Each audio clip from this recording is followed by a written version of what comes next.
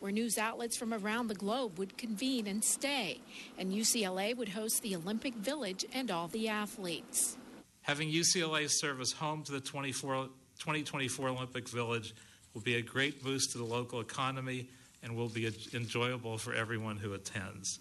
LA is competing against several cities, including Paris, Rome, and Budapest, for Olympic honors. This is the greatest city on the planet, and it is our honor to compete to try to represent the United States of America. For this Olympics, sustainability and keeping costs down have become a big focus in choosing the host site. City leaders say UCLA and USC already offer Olympic world-class sports amenities as well as much of the housing needed. The Olympics need to be able to be sustainable both from an environmental and a fiscal standpoint for the next generation and the next century to come. That is what this is. The LA City Council is set to vote on the Olympic plan on February 5th. I'm Anna Marcos for LA This Week.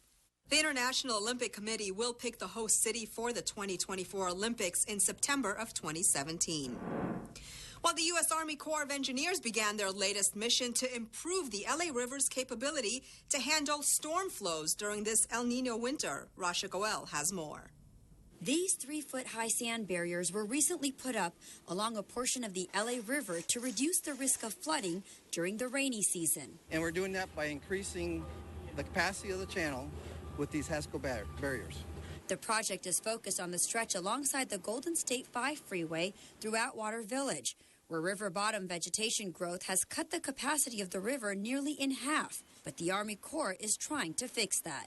We plan to increase it to about 2/3 to 3/4 of its original design capacity with this project. Some residents say as long as it's temporary, they're okay with it. They don't want these barriers to be a permanent fixture. Everyone around here needs access to the river, needs to be able to get down to the river. That's the whole point of a natural bottom like the one we are fortunate enough to have in this neighborhood. Officials say even with the added protection, it is still possible intense prolonged rainfall could send river flow over the top of the barriers. The Corps is advising residents to consider flood insurance and to know their escape routes.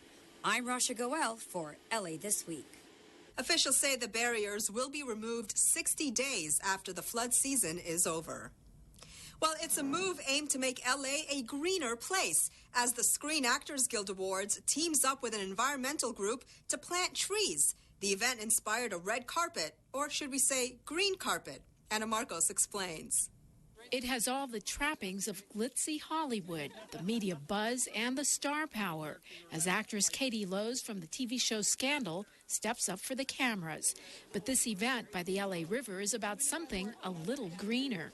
It's important to us to offset our carbon footprint. The SAG Awards show is known for its yearly ceremony that honors top actors in TV and film and which helps open the Oscar season. But now the show's committee has teamed up with American Forests, a nonprofit environmental group. Working together with partners like the SAG Awards, we will help to cool the planet, make our water and air cleaner, and slow the progression of climate change. First on the agenda, planting this symbolic tree near the LA River. Each of us and every industry has to address the issue of taking care of our planet. We have 116,000 members who are voting on the SAG Awards this year. And rather than sending big, heavy paper ballots, we sent a postcard and our members are voting online. We saved something in the neighborhood of 4 tons of paper. I mean, look, we live in this awesome city that needs help and it needs restoration. But this tree is only the beginning. The new partnership will help plant 1,250 trees in fire-damaged areas of the Angeles National Forest. Even LA City leaders took time out to hobnob with the stars. You film Scandal in City Hall on occasion. All the time. And you use our hearing room, which I love. My office is right behind the hearing room. Okay, so come by and say hello. Okay. As for Lowes, she's now off to work on the set of Scandal, and she's looking forward to the SAG Awards show. Oh my gosh, I don't know. I'm so psyched to be going. I've never gone before. I have to go get fitted. It seems Tinseltown glitz and a greener planet can go hand in hand with the planting of a tree. I'm Anna Marcos for LA This Week. The group American Forests has so far planted 50 million trees. While some of the top local science students rack their brains in preparation for lightning round competition, LA Science Bowl championships are fast approaching. Gil Reyes reports from the practice sessions. From what chamber of the human heart does blood carried by the pulmonary artery leave? Over 200 students blinding me with science. Interrupting captain. Why? Why is correct. 4 points for Team B. Such intensity, and this is just practice. The high school students are training for the upcoming Regional Science Bowl Championships at LADWP headquarters and auditorium. Oh, because I want to win. 49 teams from 26 different schools will go head-to-head. The winner will advance to the National Science Bowl competition in Washington, D.C. Oh, it's an excellent competition. It's done in a great spirit of sportsmanship. The students prepare hard for it. It encourages the students to continue to study science. The LA Department of Water and Power hosts the event every year. Part of the goal is to encourage young people to pursue careers in science and technology. And we hope one day that they will work for DWP or for city government in engineering capacity or IT. Well, the subjects I like to study are chemistry and physics. I like numbers. I like working with numbers, and all those formulas and equations are interesting. But we've been studying a lot, trying really hard. They'll need all the brain power they can muster when the real contest kicks off on Saturday, February 20th. At the LADWP headquarters, Gil Reyes for LA This Week. North Hollywood High School will enter the contest as the favorite, having won 16 of the last 18 Science Bowl competitions. While amnesty for people with overdue library books, return them within the next 2 weeks and have all past fines waived. And it doesn't matter how long the book you borrowed has been missing. Gil Reyes has more from the Central Library. Gil. Yeah, Yana, this is one of the funniest, quirkiest stories I've ever had the pleasure of covering here at LA This Week, because simply it doesn't matter. 4 weeks, 4 months, 4 years, or 40 years, you can have your fines stricken from the record books, but you have to act now. Perhaps you've been guilty in the past of a long overdue library book. So, how overdue was yours? Oh, it was about months. It was a few years. I think I ended up paying about $25 or $30. But now, amnesty for those who've checked out library books and never returned them.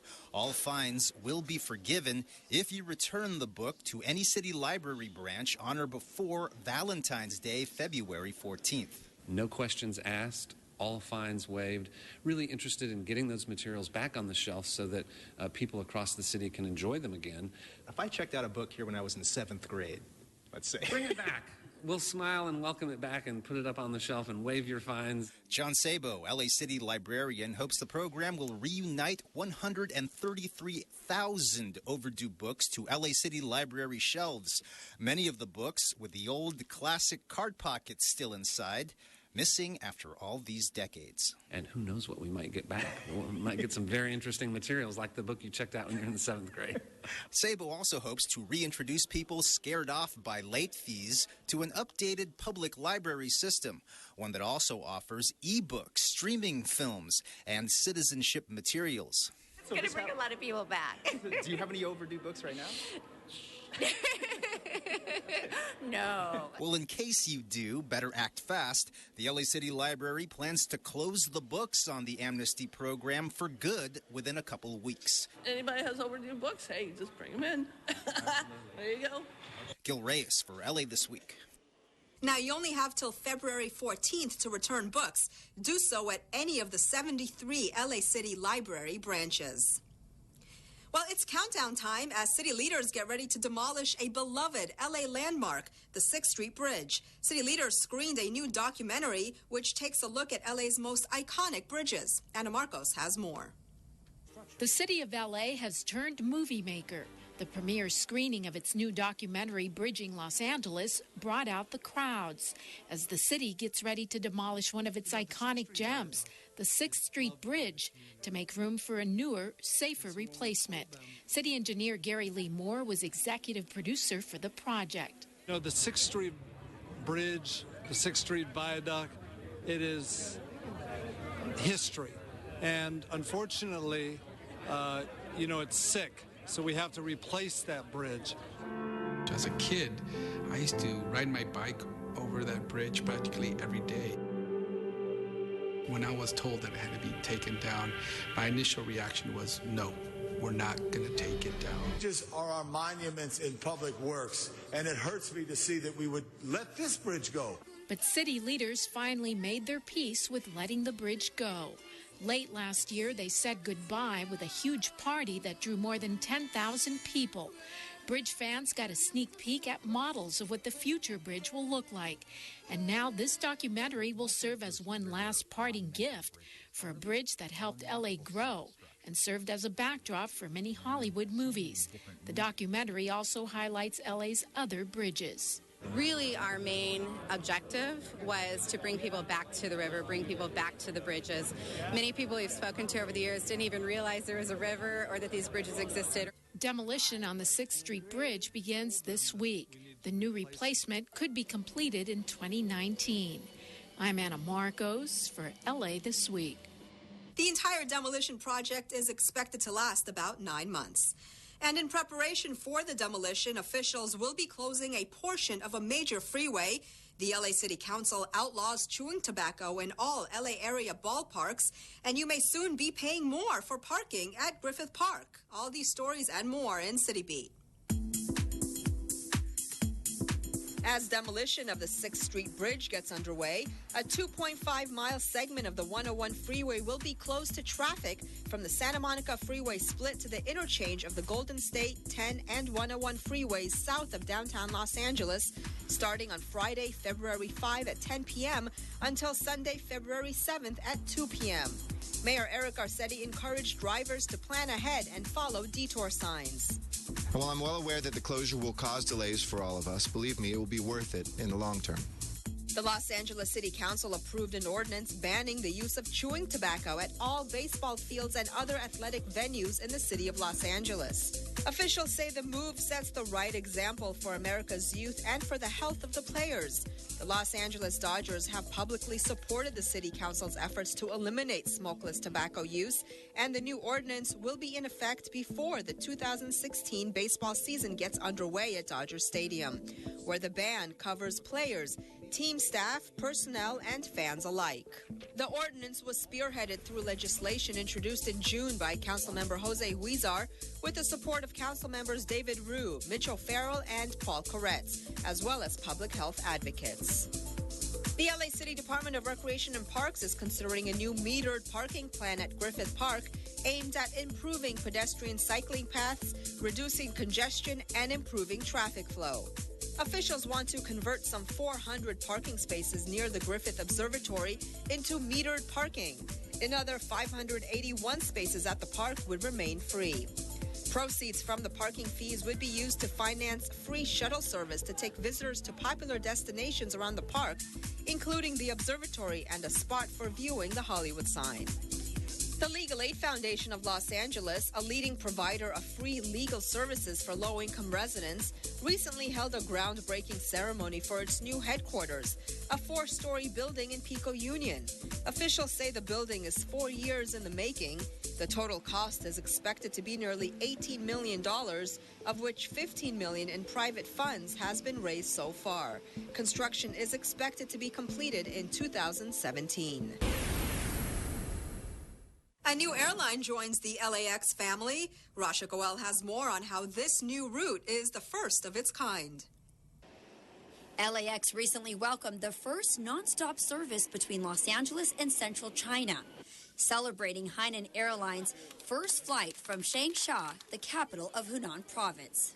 We have met our strategic objective of getting a direct non-stop service to secondary markets in China. That's very important to us. The new route establishes Hainan's sixth gateway to the United States. This is the right year to start this route.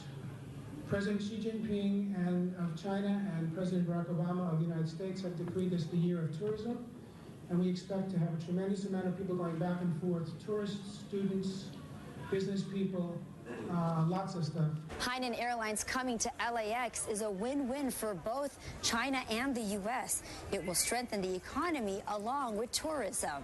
Los Angeles is a huge tourist spot, but Changsha of the Hunan province is also known for world-renowned food and its rich history. Last year, China surpassed Canada as the city's #2 international market. 779,000 visitors coming to LA. The total visitation from the United States to China last year reached nearly 2.1 million. And according to U.S. Travel Association, the visitation from China to the United States last year reached 2.5 billion. Hainan offers the most nonstop Dreamliner routes between China and North America. We are already quite famous for the in-flight service. We are rated as the best airlines in China for 4 years consecutively by Global Traveler in U.S. Hainan Airlines is known for its elite customer service, joining with LAX to provide the very best for world travelers. In Los Angeles, I'm Rasha Goel for LA This Week. The nonstop flight from Los Angeles to Changsha will be around 14 hours. Well, basketball heroes score points with area students during a recent campus cleanup. Gil Reyes has more from Watts. Let's go, Clippers! Let's go! Let's go, Clippers! Let's go! A pair of Los Angeles Clippers proved to be champions for children off the court. Nothing feels better than when you can help another kid out succeed, education-wise. We got some learning games for y'all. LA Clippers Paul Pierce and Cole Aldrich take time out of their busy schedules to help renovate 109th Street Elementary School in Watts. This mural painting is part of City Year's Day of Service. City Year provides mentoring to underserved youth nationwide. The group has also partnered with the LA Clippers Foundation to purchase new school supplies and unveil a refurbished computer lab on campus. I wish I had, this type of computer skills or a computer in my school. First time I ever got on a computer was in college, so, these kids are way ahead of the game. Paul Pierce had played basketball at nearby Inglewood High School before making it big. He says pro athletes should take more active roles in mentoring or helping to improve the education of tomorrow's leaders. The school receives 31 new computers as part of the Clippers City Year partnership. At City Year's Day of Service in Watts, Gil Reyes for LA This Week. 109th Street is one of 5 schools in Watts that the Clippers are sponsoring through City Year. Well, according to the LA County Economic Development Corporation, Los Angeles is now the leading center for technology jobs and growth in the United States. Rich Samuels reports on the rapid growth of one tech industry that's a perfect fit for LA, virtual reality. VRLA is held twice a year here at the LA Convention Center, and judging by the crowds, this is an industry that's growing by leaps and bounds. Do you think you want to work in virtual reality one day? Yes. What began just a few short years ago as a small meetup among like-minded friends is now the place to go to get in on the action on a technology that promises to revolutionize entertainment, education, and personal expression. This is Hollywood. This is where we make movies. This is where we're going to make VR. It's the home of content. Virtual reality is projected to be a $4 billion industry in just a few years. Attendees at the conference aren't just there to explore the technology. They're looking for opportunity. I'm here because I work in the film industry and am very interested in learning about virtual and augmented reality. It's not very often that an entirely new medium is born, and we're at the early days of that, so I'm trying to soak up as much as I can. It's a very exciting time. A lot of new things are happening in the game space, of course, but also outside of that. We put trackers on your head so you have full positional tracking along with the orientation, and most importantly, we give you your hands. These things just mushroom. They grow, and 2-3 years later, here we are in the LA Convention Center with VRLA, and it's pretty exciting. Here in LA, there's a lot of passion, both on the game side and then from the film industry as well. There's a ton of VFX companies looking at VR. You can fly with a unicorn, you can race a car, and you can catch bandits.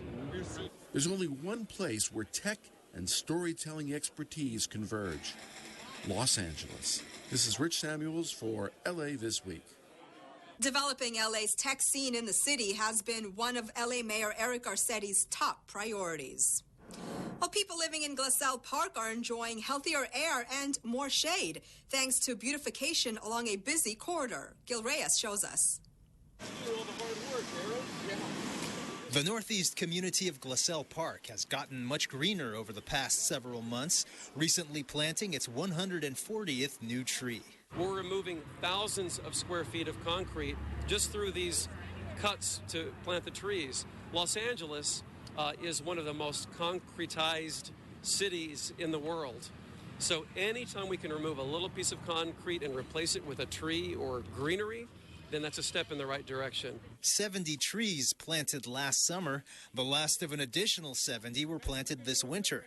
Glassell Park Area Councilman Mitch O'Farrell proud of the sweet shades, eastern red buds, and fern pines now beautifying San Fernando Road near schools and businesses. They're part of the city's Water Relief program, which aims to green main corridors across Los Angeles. In Glassell Park, Gil Reyes for LA This Week. Now, those trees are now beautifying a commercial corridor between the 2 freeway and Glendale Avenue. Well, here's your chance to indulge your sweet tooth, get a behind-the-scenes look at making that perfect cup of joe, and marking the Year of the Monkey. All this in this week's Things to Do.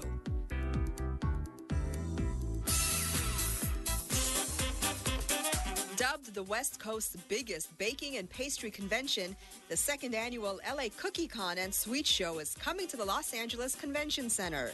Due to its popularity, they expanded it to 2 days.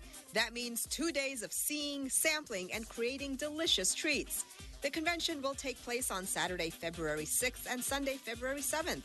Get your taste buds and sweet tooths ready for one sweet event. The convention will have celebrity chefs, special guests, a kids zone, baking workshops, a diverse array of free samples, and a baking contest. For more information, visit lacookiecon.com.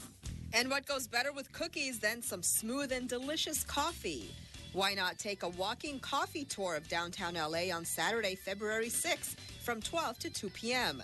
Hosted by besttours.com, the tour features visits to some of downtown LA's best coffee spots, with tasting included, barista demonstrations on how to make scrumptious coffee, commentary on coffee's history, and sightseeing opportunities around downtown Los Angeles. For more information, visit besttours.com. Celebrate the Year of the Monkey by visiting the Xuantian Temple in LA's Chinatown. The monkey is 9th of the 12 animals in the Chinese zodiac. Each year is related to an animal sign according to the 12-year cycle. On Sunday, February 7th, from 10 to 12 a.m., celebrate with a midnight temple ceremony. LA's Chinatown community gathers to welcome good health, prosperity, and harmony for the Year of the Monkey. People will gather at the Xuantian Temple to make offerings, set off firecrackers, and burn incense to usher in good fortune for the new year. Participants include lion dancers, Buddhist monks, and many others. This tradition takes place on the eve of Chinese New Year's Day. For more information, visit ChinatownLA.com. And that's a look at some things to do.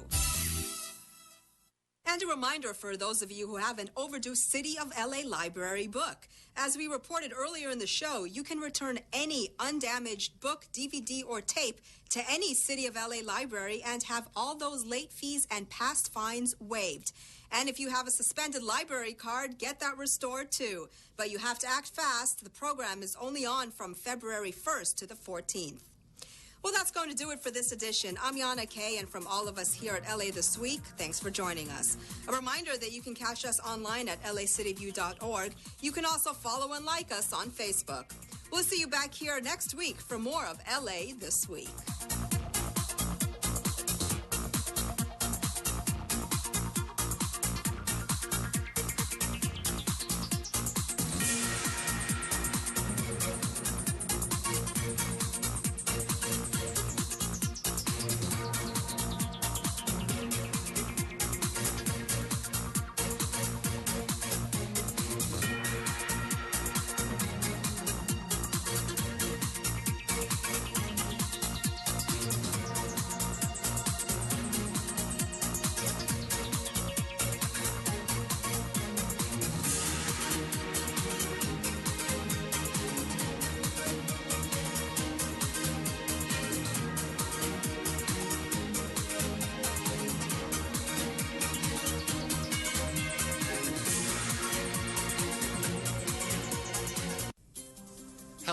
I'm John Szabo, the city librarian. This Valentine's season, the Los Angeles Public Library is playing Cupid by reuniting you, your overdue books, and our library shelves. From February 1st through the 14th, return any overdue, undamaged Los Angeles Public Library materials to any of our 73 locations. We'll forgive your overdue fines, no questions asked. Best of all, you can start using your library card again. You'll have access to everything the library has to offer: ebooks, DVDs, streaming movies, music downloads, online classes, and so much more. Visit lapl.org/missingyou for details. Remember, nothing can keep us apart, not even late fees.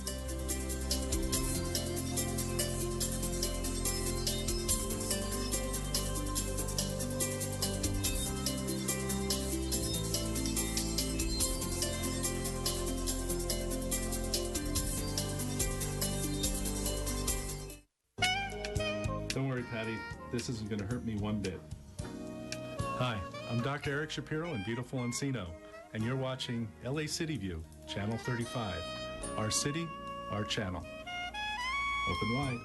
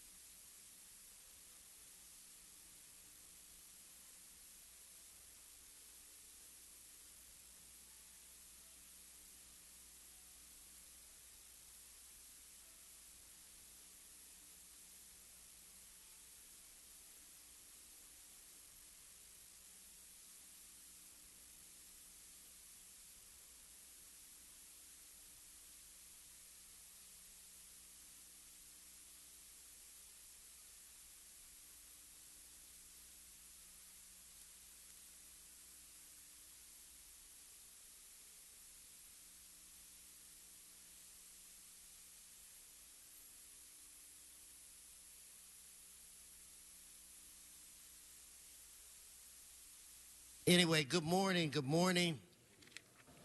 Yep. Today's date is Tuesday, February 2nd. Shh. If I could have everyone take their seats. Again, like I said, today is Tuesday, February 2nd. Welcome to your Los Angeles City Council. This council meets every Tuesday, Wednesday, and Friday at 10 a.m. Public is welcome. Mr. Clerk, I believe we have a quorum. Could you please call the roll? Blumenfield, Bona, Buscaino, Cedillo, Engler, Fuentes, Harris, Dawson, Weezer, Carrasco, Corain, Martinez, O'Farrell, Price, Rue, Wesson. 11 members present and a quorum, Mr. President. Okay, first order of business. Mr. President, that would be approval of the minutes. Mr. Buscaino moves. Mr. Price seconds. Next. Commendatory resolutions for approval. Mr. O'Farrell moves. Ms. Martinez seconds. Next. Today is Tuesday, and now would be the time for the flag salute. Okay, I'm going to ask that we all rise. We'll be led today by Mr. Buscaino in our flag salute. Yes, sir. Please rise. And together, I pledge allegiance to the flag of the United States of America and to the republic for which it stands, one nation, under God, indivisible, with liberty and justice for all. Thank you, Mr. Buscaino. Mr. Clerk, let's run through the agenda. Very good, sir. Mr. President, the Office of Finance recommends that items 1B, J, Q, S, U, and Y be received and filed inasmuch as the liens have been paid in full, and that item 1X be received and filed inasmuch as the subject property was determined to be an owner-occupied single-family dwelling and thus exempt from lien processing. The Department further recommends that the lien amount for item 1P be reduced to $526.42, and the lien amount for item 1T be reduced to $1,387.14 due to receipt of partial payments. Lastly, there are committee reports have been circulated for items 2, 3, and 23. Okay, so we have cards. In fact, without objection, we'll so order it on the other items. So let's continue. Mr. Blumenfield. President, I'd like to ask that we reconsider item 1Z, as in zebra, from Friday. We've been working with the constituent. It's a lien issue, and we'd like to ask for that to be reconsidered and then continued for 2 weeks. Okay, why don't we just take care of that right now? So this is 1Z from Friday. We're going to vote on reconsideration. Let's open the roll, close the roll, tabulate the vote. 12 ayes. And you want to have that continued till? For 2 weeks. Okay, so that'll be continued to February 16th. Let's continue, Mr. Clerk, going through the agenda. Very good, sir. That brings us to item 1. It's an item noticed for public hearing. Cards? Yes, sir. Let's hold that. Let's move on. Very good. Items 2 through 23 are items for which public hearings have been held. Okay, specials, members. Mr. Blumenfield. Call number 8 special, please. 8 for Mr. Blumenfield. Mr. Huizar. 7 and 9, please. 7 and 9 for Mr. Huizar. Mr. O'Farrell. Mr. President, number 10 special, please. 10 for Mr. O'Farrell. Let us prepare to vote on the remaining items. Let's open the roll, close the roll, tabulate the vote. 13 ayes. Okay, let's move on to the next section. Items 24 through 31 are items for which public hearings have not been held. 10 votes are required for consideration. Okay, so without objection, those items are now before this body. Mr. Fuentes. 28, Mr. O'Farrell. I wanted to call 23 forthwith, please. Okay, 23 forthwith. Mr. Koretz. Item 29. 29, Mr. Huizar. 24, please. 24. Do we have cards? Yes, sir. We have cards on items 24, 28, 29, and 30. And additionally, sir, there's been a request to hold item 27 for an amending motion. Okay, so let's vote on the remaining. Mr. Harris Dawson. Call item 26 special. 26. Okay, let's open the roll, close the roll, tabulate the vote.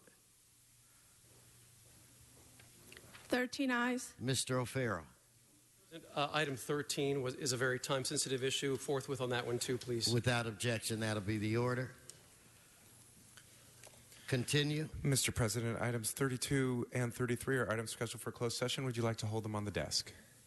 Why don't we hold them for a minute? I'll let Mr. Krikorian get situated. That brings us where? Item 34 from the supplemental agenda. Again, that item is a matter scheduled for closed session. Would you like to hold that on the desk? Let's hold that temporarily.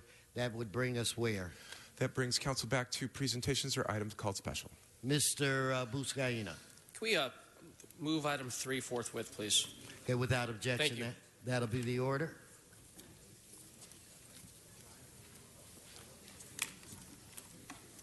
Mr. Krikorian, any guidance on our closed session items? Yes, sir, Mr. President. Each of the closed session items has been considered by Budget and Finance, which recommends approval of the City Attorney's recommendations. Each of the 3 is a settlement that can be approved in open session unless members have questions or comments.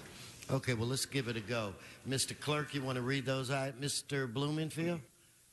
Yeah, one of those items I think we had a split vote on that we should take up if some of us want to vote no on. Item 32. Mr. Krikorian.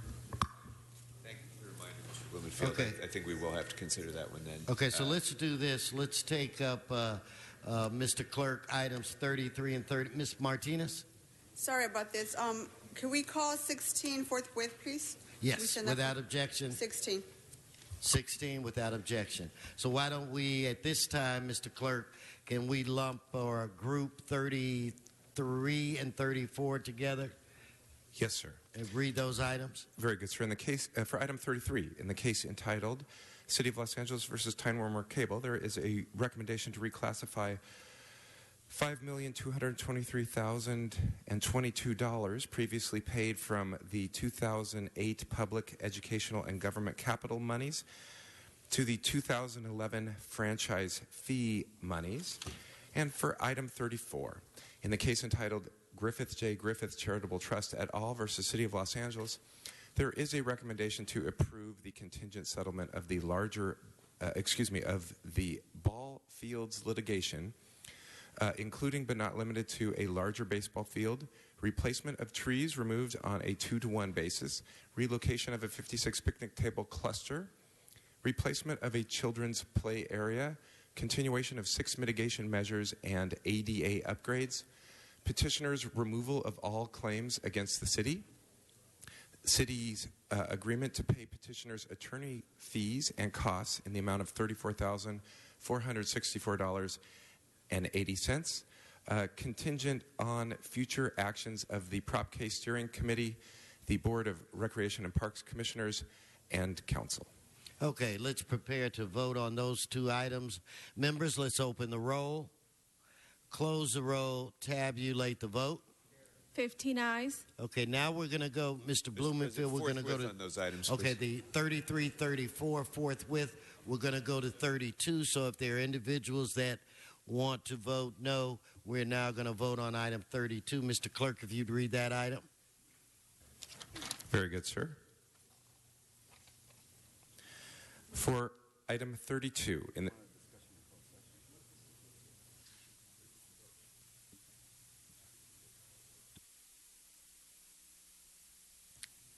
Pardon me, sir. For item 32, in the case entitled Mark Garza versus City of Los Angeles, there is a recommendation to approve settlement in the amount of $925,000. Okay, on that item, let's open the roll, close the roll, tabulate the vote. 14 ayes, 1 no. Okay, that takes us where, Mr. Clerk? Mr. President, that takes council to presentations or items called special. Okay, let me look to Mr. Buscaino. I think we have some very special visitors from the southern tip of our city of Los Angeles that are with us today. Mr. Buscaino and our colleagues from Inglewood, please. Thank you, Mr. President. Let's give Mayor Butts and his City Council a warm Los Angeles City Council welcome. Well, it's Groundhog Day, and the LA Rams are coming back home. And due largely in part to the leadership of Mayor Butts and his City Council, City Manager, like to welcome him. I have sat and continue to call him my colleague on the South Bay City's Council of Government. And with him are Inglewood Council members George Dotson, Eloy Morales, Ralph Franklin, and City Manager Artie Fields.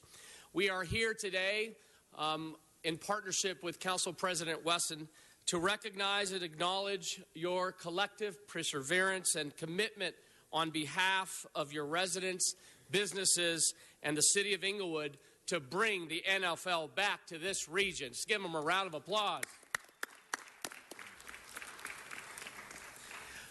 It's hard to believe that the second largest media market in the United States went without an NFL for 2 decades. And I look at Mr. Price, who knows the city very well, who helped champion this effort years ago, and we're finally here. And during those 20 years without an NFL team in this area, the nation's appetite for football has only continued to grow bigger and bigger.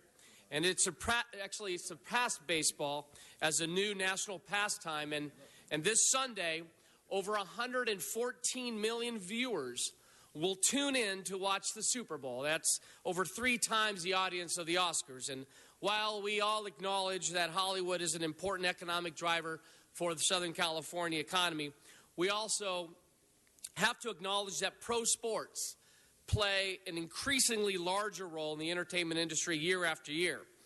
This year, the Super Bowl in San Francisco will generate over $400 million in economic impacts in the Bay Area.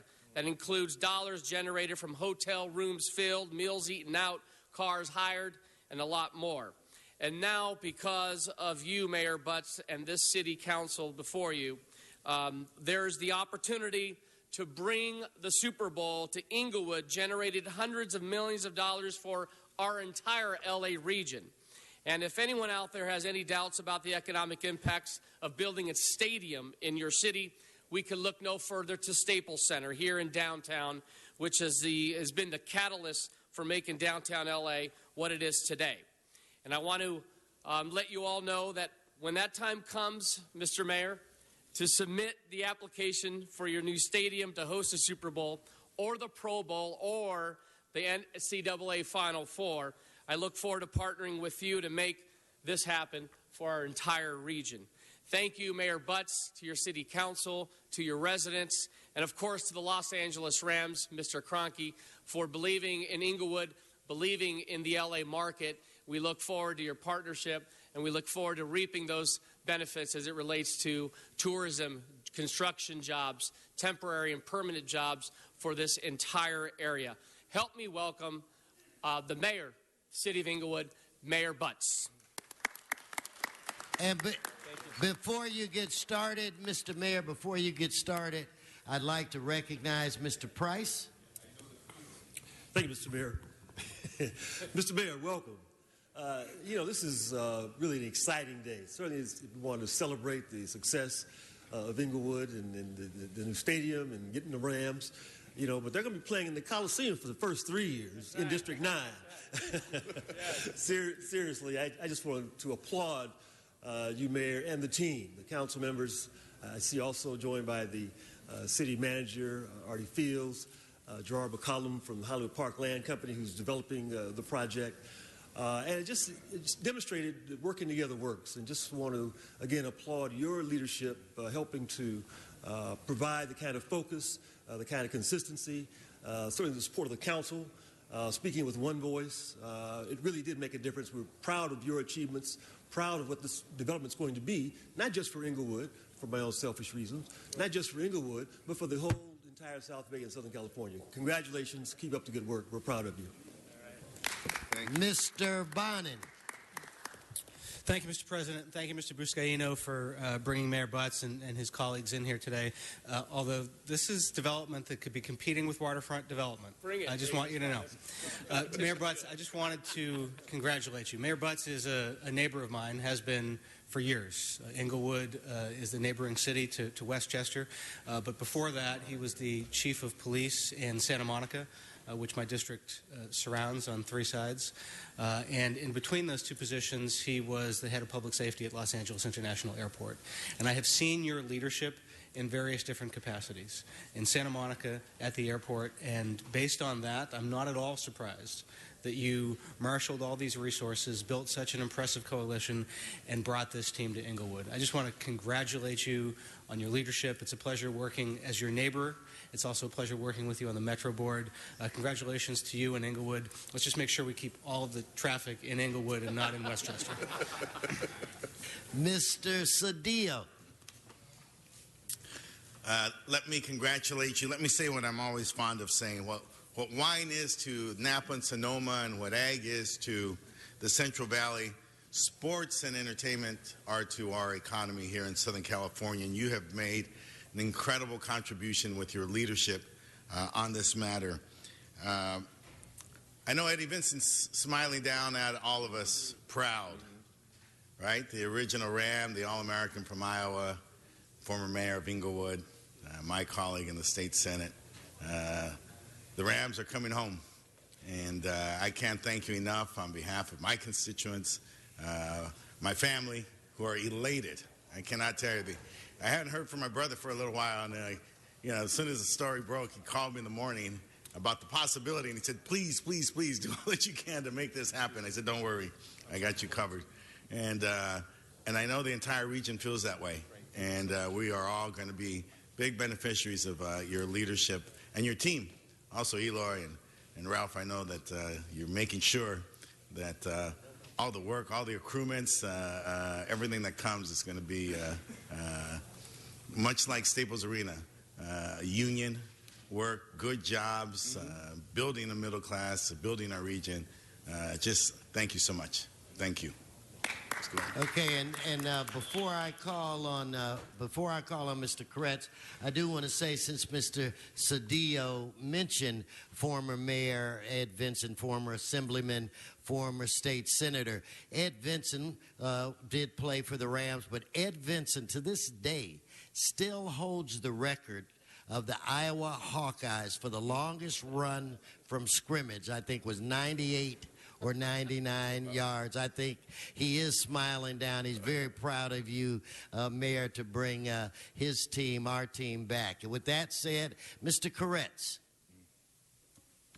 Thank you, Mr. President. And thank you, Mr. Cedillo, for mentioning Ed Vincent, my good friend also. I didn't think about that. And a little touch of sadness to otherwise what is a great celebration. We just want to thank you all for making this happen. I was a huge Rams fan.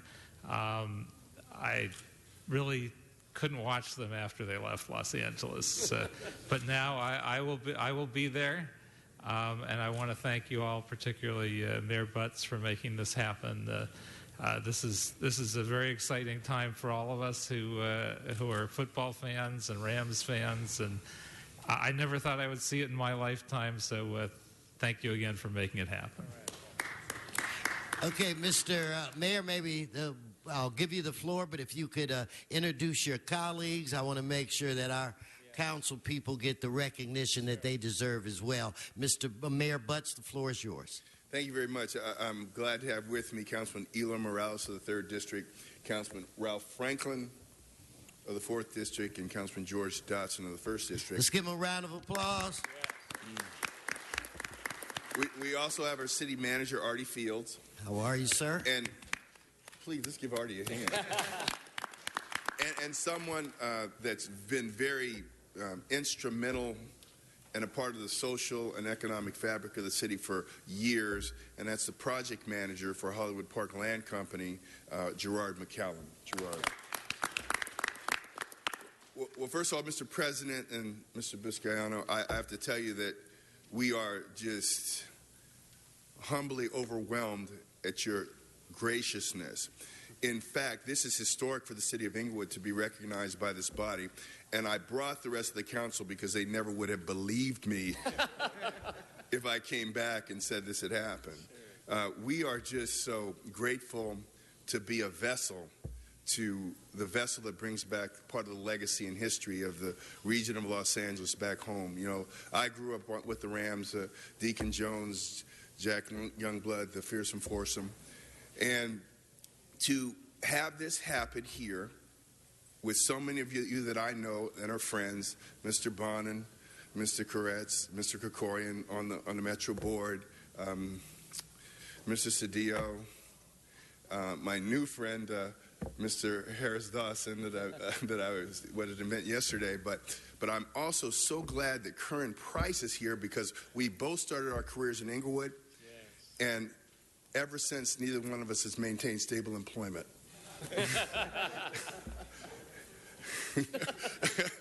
But we again, we thank you for actually saying words that have gone unsaid and recognizing that actually we're in this together, and this is not a zero-sum game. It's something where we both have a synergy together and so much to gain as a region. So, Mr. President, Mr. Buscaino, on behalf of the City of Inglewood, thank you, and the City Council for your graciousness. Thank you very much. Thank you. Thank you, sir.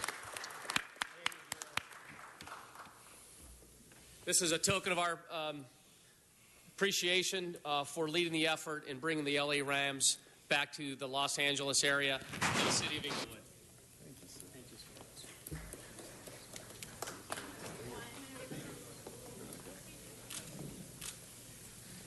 Hold on one second.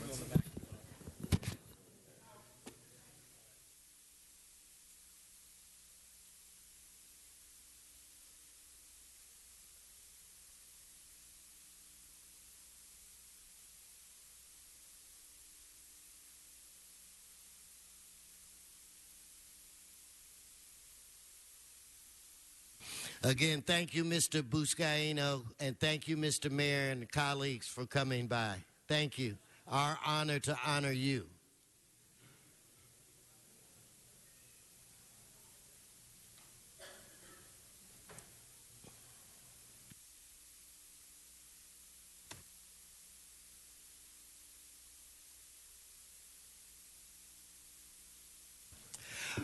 Okay, let's...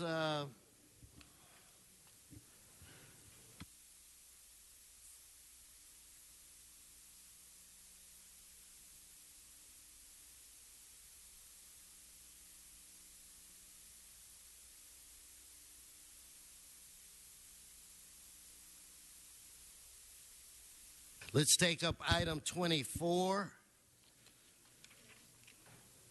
which was called Special by Cards, and Mr. Weezar.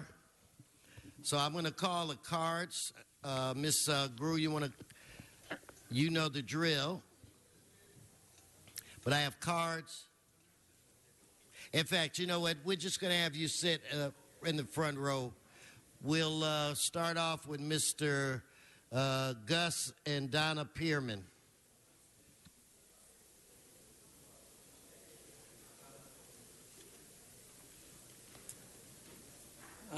Good morning, you corrupt douchebags. This is interesting. Stay on the subject, Mr. I was greeting you.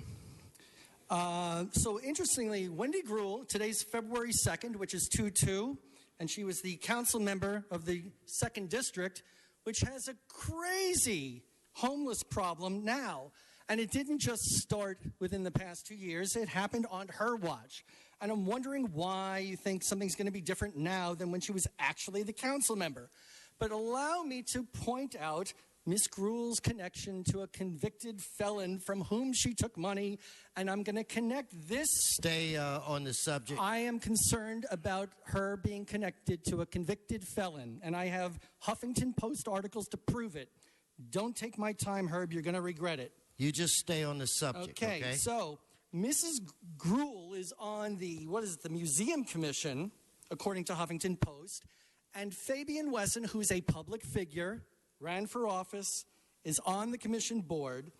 I am concerned that you say financial disclosure statement pending. Well, the Daily News and the Huffington Post connected Ms. Gruhl to a Charles Francoeur, from whom she took thousands of dollars of multiple donations from a man who spent 7 years in prison for swindling investors. Now, she's connected to Fabian Wesson, who's a public figure. Obviously, she's connected to Herb Wesson, and you're telling me... Stay on the subject. And you're telling... I'm making the connection between her and your failure to do a financial disclosure statement. And I am accusing you, Herb, and I am You're off the subject now, so thank you very much, Mr. the Gus. subject. All right, next speaker. The next speaker is Donna, followed by Sean Murphy. Okay, anyway, Wendy Gruel's appointment for the homelessness in CD2. What did you do for them when she was a council lady? And it's gotten even worse. Perhaps she'll resurrect CRA and have expensive built, taxpayer paid, pretend low-income housing built for them. I'm just coding about the CRA, but we need to find a way for these people to fix their lives, not being dependent on people. Teach them a man to fish rather to teach them to fish rather than give them a fish. Let them to let them help society and get help by doing so. So I hope that you find a way, Mrs. Gruel, to find a way to go upward and onward and not just give them a place to live and someplace they just soon will be homeless again. Thank you very much, and I'm just going to keep this down to a minute. Okay, Mr. Murphy. It's good to see you again, Wendy. I miss you at CD2. The homeless should have some more shelters, programs, and more. They should not hang around in the churches. I don't like getting panhandled. We should have more programs for them. Are you hearing this? More programs and stuff like that. Thank you.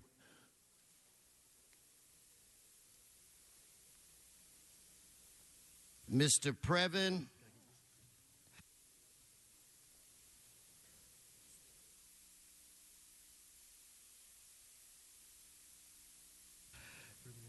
Mr. Walsh. Oh, yeah.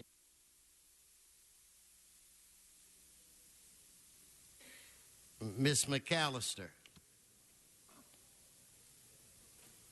John Walsh at HollywoodHighlands.org, J. Walsh Confidential. What's happening here? Well, this is around the time when the candidates are announcing that they're going to run against the mayor for his second term, to prevent his second term. So the mayor has bribed Wendy Gruel by giving her a pathetic appointment to the Homeless Service Authority so she won't run against him. This is a booby prize. I mean, Wendy Gruel was somebody, then she ran and lost, then she ran for Congress and lost. She's a 100% loser, and now she's part of the Garcetti team. And the lowest thing you can be appointed to is the homeless services and the most corrupt. Good luck, Wendy. Who cares about her?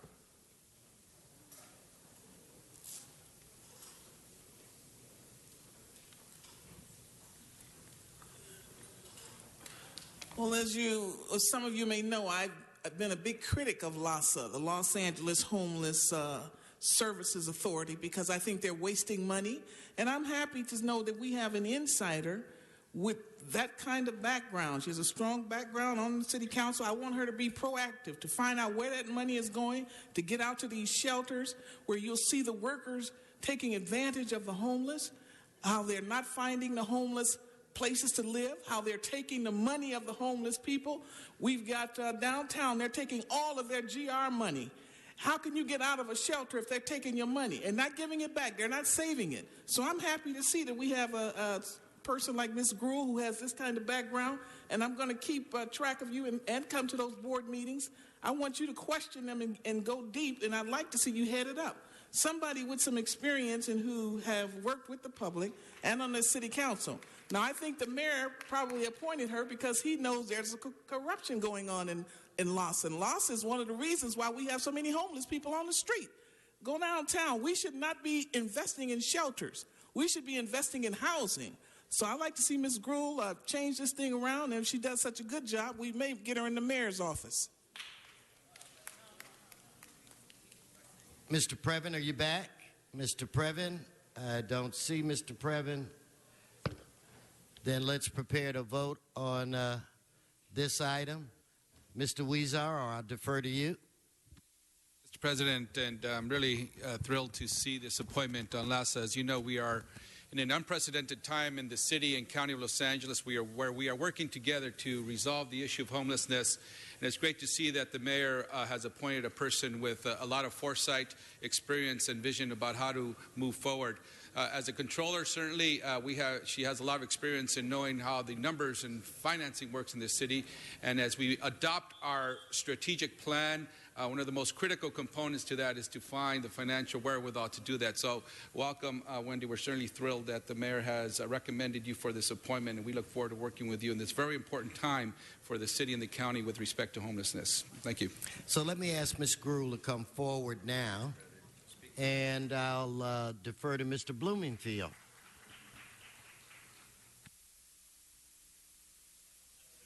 Any questions for Ms. Gruhl, but I do want to say I'm really thrilled that you're taking this appointment. One, because you're an excellent public servant and a friend, and I know you're going to dig in and do a good job, but also because you're someone who cares about homelessness. You know, this is someone who has been to the homeless count, not just this year or the last couple of years, but she goes every year. And you're someone who recognizes the diversity of homelessness and the fact that it's in the valley as well. I know when I was out this year in the West Valley, you were in the East Valley doing the homeless count, and that's important because a lot of times that gets overlooked. And you're someone who understands the totality of the issue from a citywide perspective, but you also get it from a valley perspective. So for all of these reasons, and just because of who you are and you're just a wonderful person, I'm thrilled to support your position here and your appointment. Mr. Root. Thank you, Mr. President. I rise to congratulate the appointment of Wendy Gruhl. I mean, I want to echo what Councilmember Huizar said. This is a very opportune time in history where there's historic collaboration between the city and the county. And the fact that you have such experience here in the city and with your financial background, which is going to be even more so, I think it's a great fit. I really look forward to working with you, and along with my chief of staff, who's also Supervisor Hilda Solis's appointee to LAHSA. I think we're going to be very well represented, and look forward to continued collaboration and working together. Thank you. Mr. Bonnet. Thank you, Mr. President. Ms. Gruhl, I want to thank you for your willingness to serve. You've had a distinguished lifetime of service to the city of Los Angeles, and I'm very grateful that you're willing to take on this other chapter of service. As some of my colleagues have said, this is a very important time. There has been no more important time with all of the collaboration, but it's also an important time because we are, as a council, and the county as a board of supervisors, are really redefining what LAHSA is right now. We are taking it from a small vision to a very large vision. In the plans that the county is approving and the plans that this council is likely to approve next week, we are radically ramping up the mission and all the tasks that LAHSA needs to perform. And we really need to have someone who is experienced in both the public and the private sector to help LAHSA grow into that role and do it well. So I just thank you so much for being willing to do this. Thank you. Mr. Harris Dawson. Thank you so much, Mr. President. I'm so excited to be part of the process to affirm you for your participation in LAHSA. As everyone has said, homelessness as an issue is in prime time in the city of Los Angeles and in Southern California. There are very few things that are as pressing and that have the attention of the entire city and I think the entire nation. And so we're in prime time, and I'm glad we got an A-list player to help us get through this time and get to the other side where Los Angeles actually is a place where people have the reasonable expectation that human beings sleep indoors at night. Thank you so much. Thank you. Mr. Englander.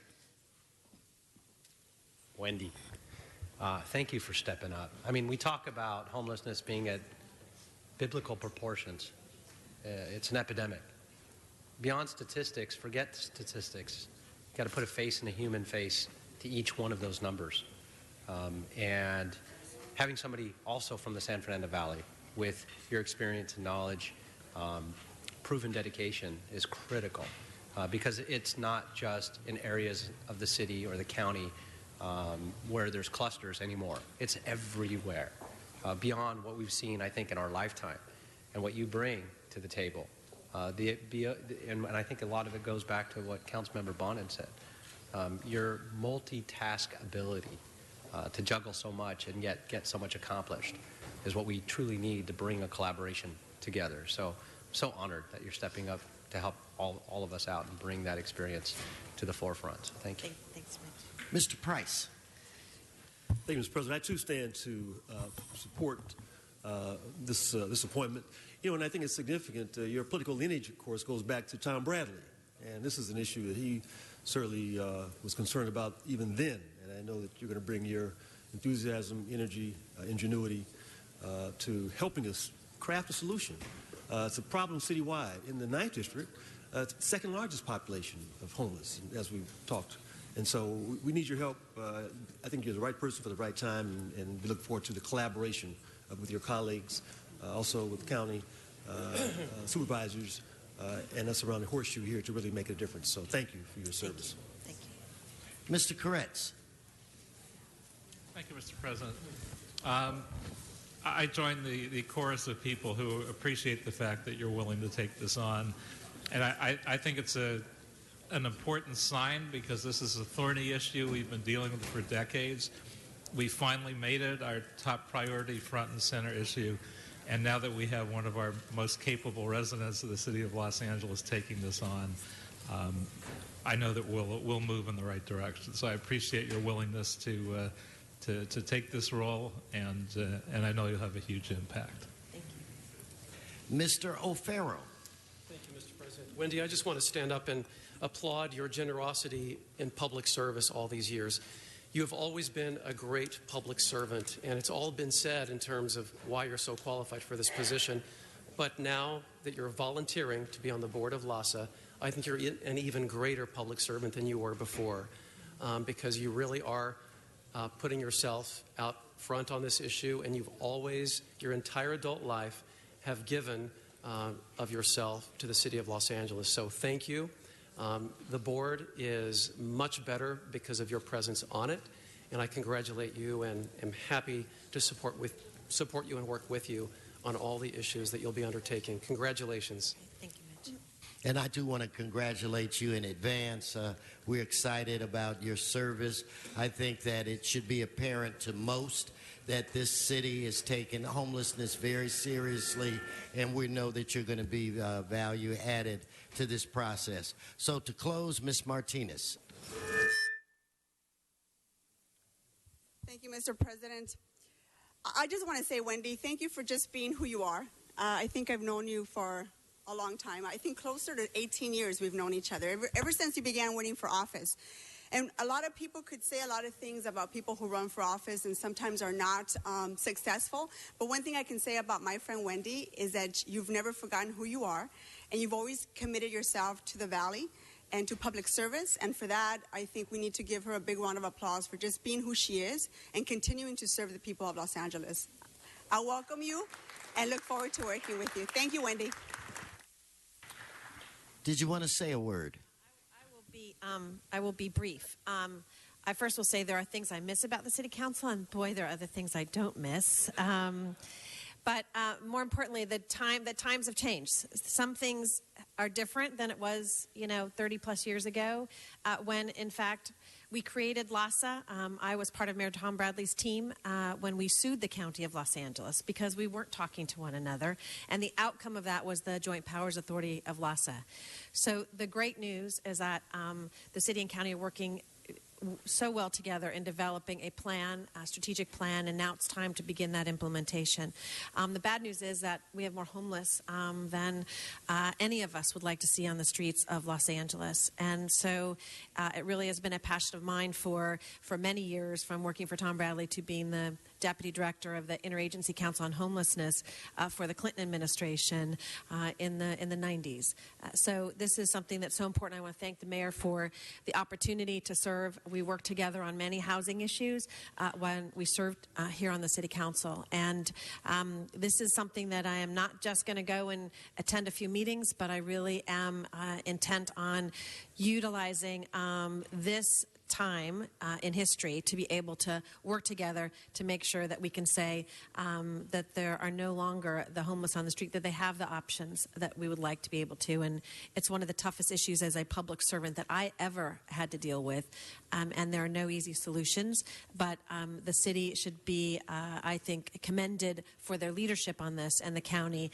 And I'm ready to roll up my sleeves. And thank you for the nice words today. Thank you. Okay, members, let's prepare to vote. Let's open the roll, close the roll, tabulate the vote. 15 ayes. That is approved. Thank you. Thank you all very much. Thank you. Thank you. Thank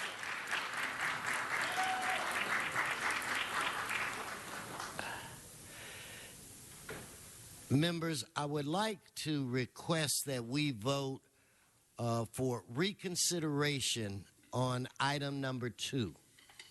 Not that it will change the outcome of the vote, but because we have an individual with us today that has had a lifetime of service for the city of Los Angeles. And I think that I'd like for us to hear a word from her. I know that Mr. Cedillo and I have kind of grown up in this business, and we've watched her move and grow, and anytime there's a good cause, you don't have to look far behind to see Bobby Jean Anderson. So if I could get a vote on reconsideration on item 2, let's open the roll, close the roll, tabulate the vote.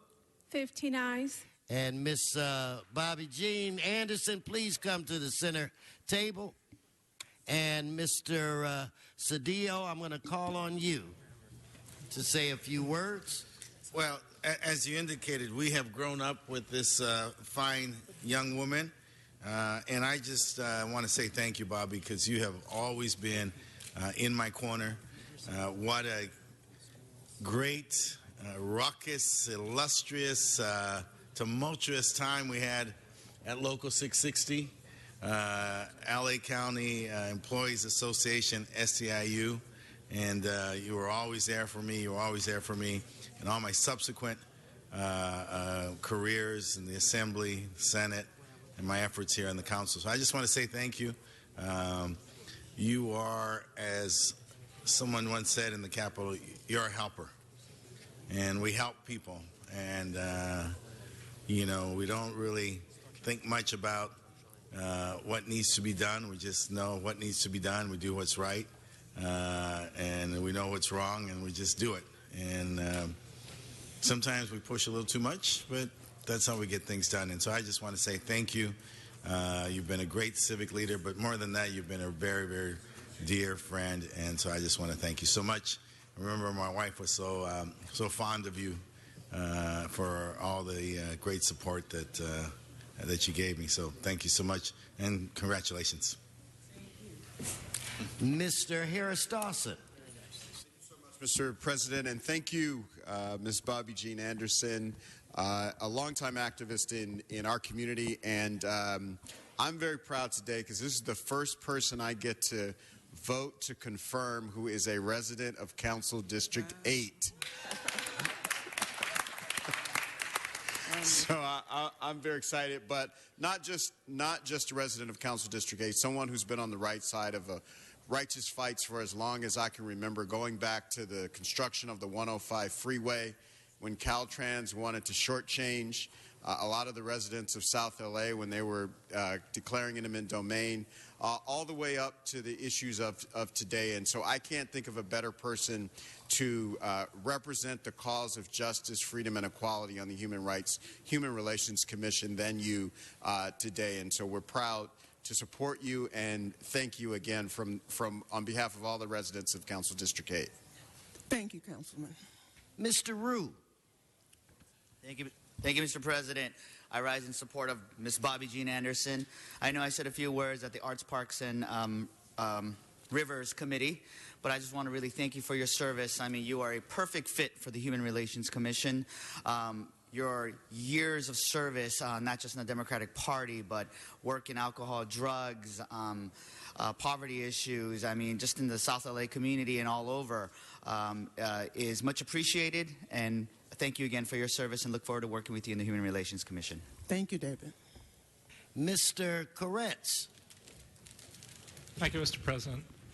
Well, we've known each other for around 40 years. I hate to admit it, but we've been on the LA County Democratic Central Committee. I've been on there off and on for 40 years, and you've done incredible work there and pushed important issues and progressive causes and done the same thing throughout the community.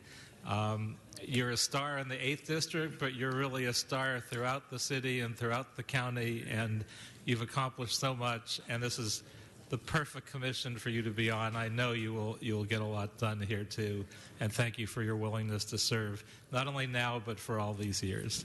Thank you so much. Mr. Price.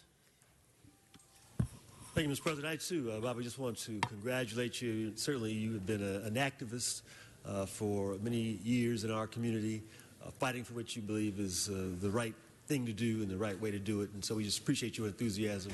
I know you're going to make an outstanding contribution to the Human Affairs Commission. It's something that is very important, impacting the quality of life, as you know. And so congratulations and keep up the good work, and we look forward to working with you in this exciting new capacity of service. Thank you. And I just want to take a moment to echo the sentiments of my colleagues and to say there are dozens of committees that you could be an asset to or for, but I think you were born to be a member of Human Relations. I think it's in your nature. I think it's who you are, and we're all excited since we already voted for you once. But I want to give you, I'm pretty sure we're going to vote for you again, but we want to give you an opportunity to say a couple of words if you like. The floor is yours.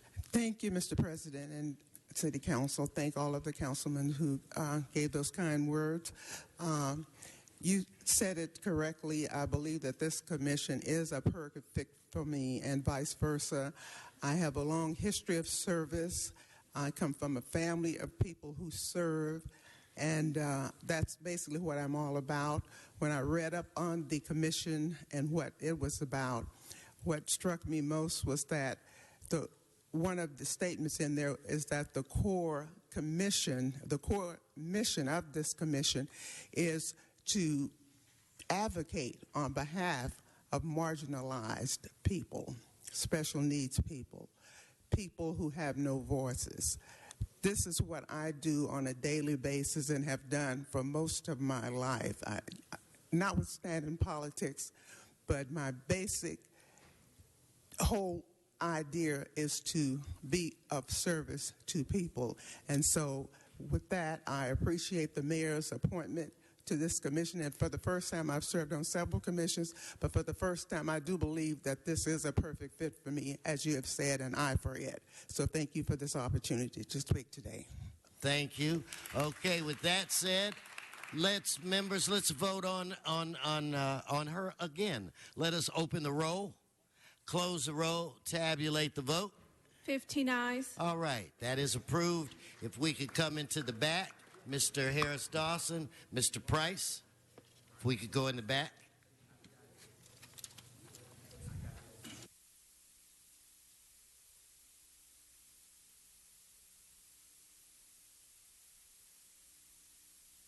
All right, we'll go ahead and take item 26, council members. And, Mr. President, there is a substitute motion that has been circulated for item 26. Very well. And do we have cards on 26? No, sir. Okay. That's a two-vote item, the first on whether to substitute. Correct. And so we'll go ahead and open the roll on the substitution, close the roll, and tabulate the vote. 15 ayes. Great. That is approved. Next item, please. The matter is now before you, sir. All right. We'll go ahead. Oh, sorry. Open the roll, close the roll, and tabulate the vote. 15 ayes.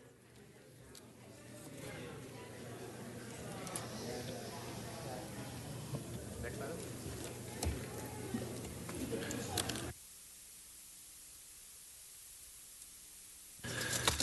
Mr. President, that would bring us to item 30, called Special for Cards. All right. We'll go ahead and take the cards on item 30. Donna?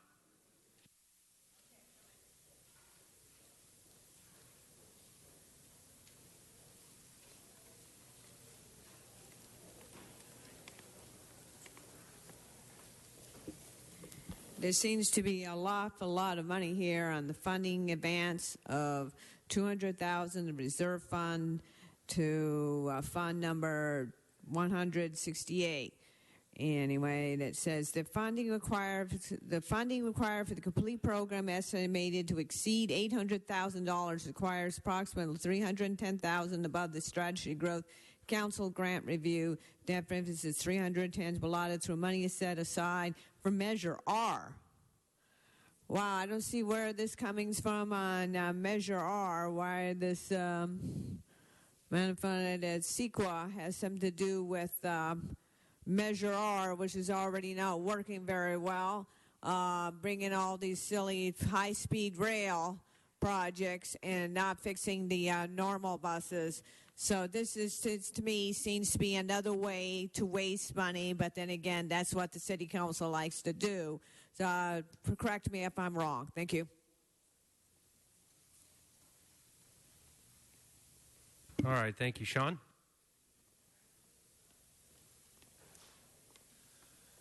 Yeah, it was a nice presentation on Wendy Grew and Bobby Jean Ender. She was almost City Council of 8. This item 30, I think we're spending too much money on it. I think you should not spend so much money on the item. I'm against it.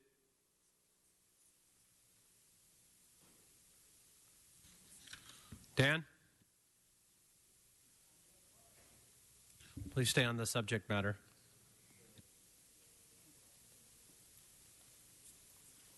One minute only. Thank you for finding my card today. I am concerned that environmental funds the city gets are not applied to the things that they're supposed to be spent on. The LA Times yesterday talked about the failure of the environmental policies in the harbor. So the question, by the way, 1 minute only, please, Mr. Englander. The LA Times outlined your failure to enact pollution standards in the harbor. And if you're getting all this money, the question is, why aren't you actually using it wisely and efficiently and effectively? I think these things where you're constantly dodging CEQA guidelines is bad, and fuck Mitch Englander.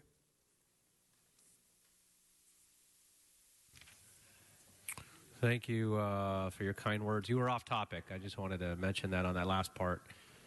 John Walsh.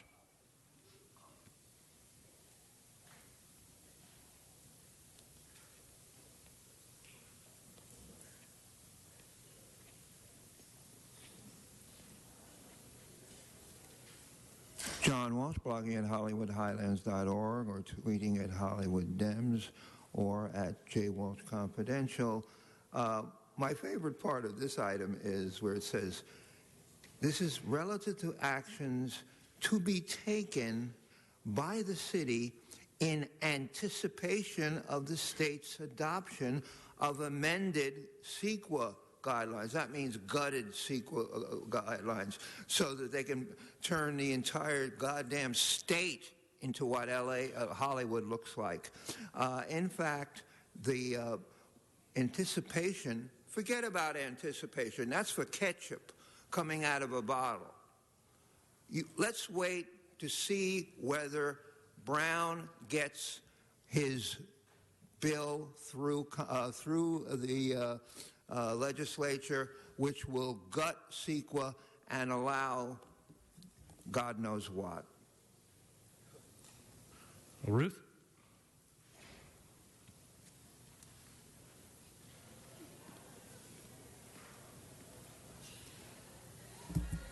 There are a couple of articles today that I would suggest you read. One is that the port terminal misses the mark on air pollution. TRAPAC fell short of such mandates as ensuring that ships use the shore-based power.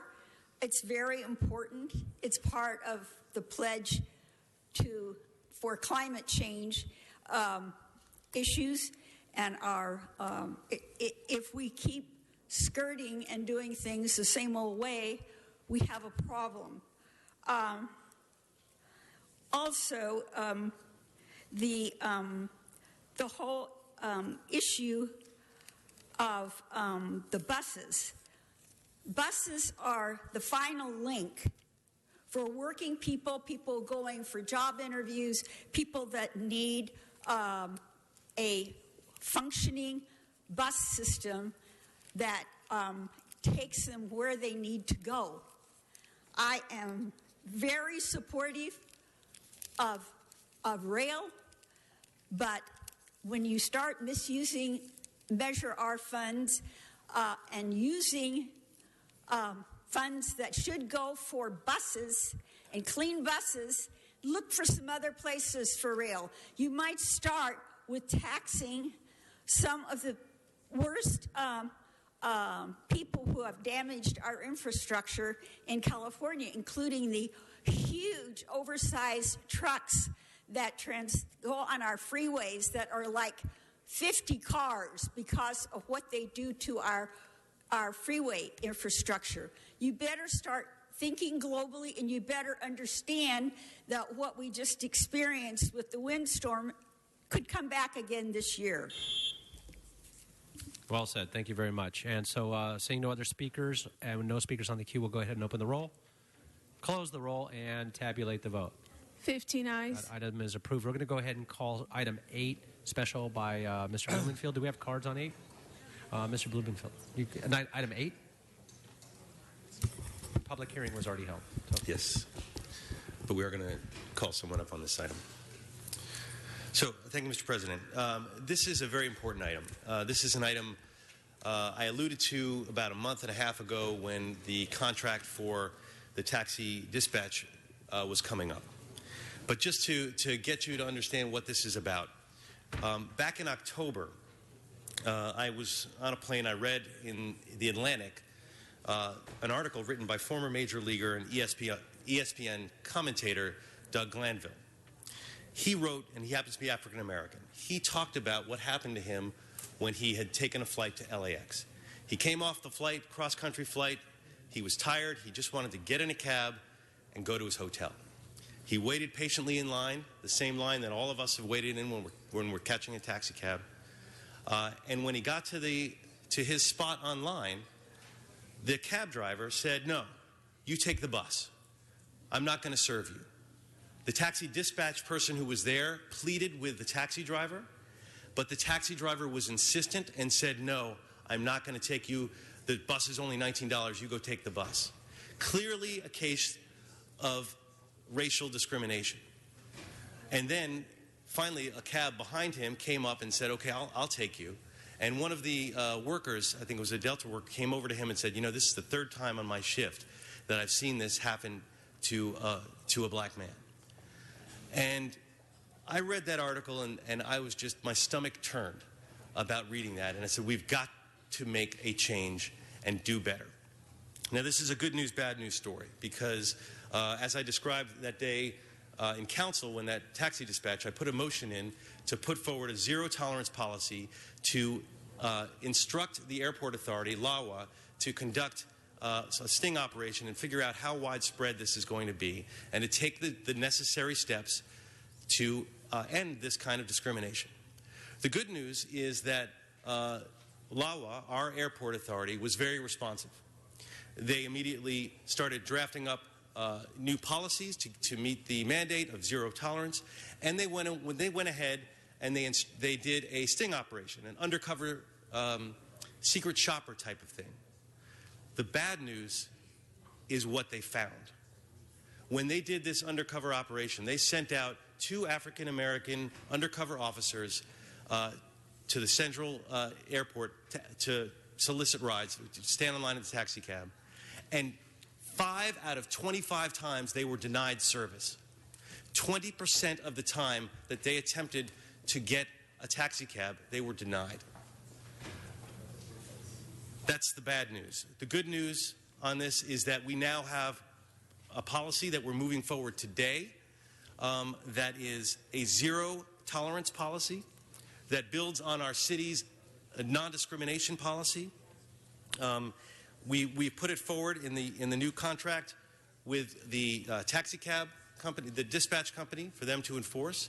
We've also added additional reporting requirements so that every incident like this has to get reported to the airport authority, because that was another issue that came up, was the fact that that the dispatch didn't report this. It was Mr. Glanville that ultimately reported it. So we are changing that. We're taking a very positive step forward. Another bit of good news is we've started making we did the first undercover operation. They've done a few more, and those have not found discrimination because word is out that these undercover operations go on. We've instructed LAWA to continue doing that several times during the year. And we've also moved forward on an additional motion that will be coming forward in the future to not only hold the taxi drivers accountable, but to hold the taxi companies accountable. Because at the end of the day, we have something very valuable, which is a contract to do business at the airport. And we as a city, and I know every member of this council does not want to tolerate discrimination in any form. Today's effort, this ordinance will move forward and will help us in that direction. And toward that end, I'd like to invite Samson Manjitsu and Kat Nitsch from LAWA to the table to talk to us a little bit about the new rules that are moving forward and to answer any questions that anyone here has. So if you could just tell us a little bit about how the ordinance will be different, how reporting requirements are different, and about the zero tolerance policy. Thank you, Samson Mengistu, LAWA Operations. You've described the board's action very, very well. The driver penalties will change dramatically that we did not have before.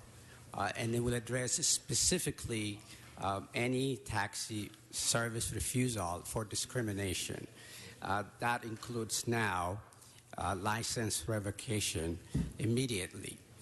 And before, the drivers had an appeal right, and any adjudication by the company could have been appealed to the DOT. Now we have aligned our policies with working with DOT, so that will be pretty powerful, we believe. The hearing and adjudication process has changed. The reporting requirement has changed. Prior to this change, the dispatch company could handle everything without communicating with us. Now they're required to tell us of any complaint within 2 days. It comes with penalties, and also we are interested in communication with the people who actually make the complaints.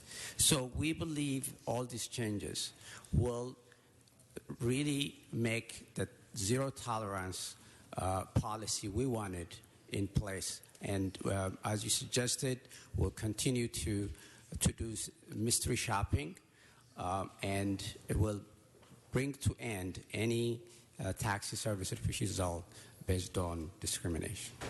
Thank you. Is there any other members, or all closed? Yes, Mr. Blumenfield. We have 3 members on the queue. Mr. Koretz? Thank you, Madam President. And I want to thank Mr. Blumenfield for his good work on this. I think it's always been a problem to some degree. I think we've known about it for years. It's about time we took this action, and doing the stings and doing all that is very positive. The only negative piece is I assume that our cousin taxi-like companies, Uber and Lyft and others, remain discriminated for, because we probably don't do anything and are not contemplating anything to avoid that kind of discrimination with them. And I don't know if a friendly amendment would be appropriate, or just a direction to make this effort with all those companies. There's no reason why they should be left out of this effort to avoid discrimination, except that we typically treat them differently. So I thank you for doing this with taxi companies, but I'd like to hear what we propose to make sure those other companies that do virtually the same thing don't do virtually the same thing in terms of discrimination. Mr. Harris Dawson. Thank you so much, Madam Chair. And I first want to start just by really giving a heartfelt thanks to Councilmember Blumenfeld and the folks at LAWA. It's great to live in a city where anti-black discrimination doesn't have to be brought up by the black guy or the black woman, and anti-women discrimination doesn't have to be brought up by the woman and LGBT and all the rest. This is a city where we stand up for each other and we stand for justice across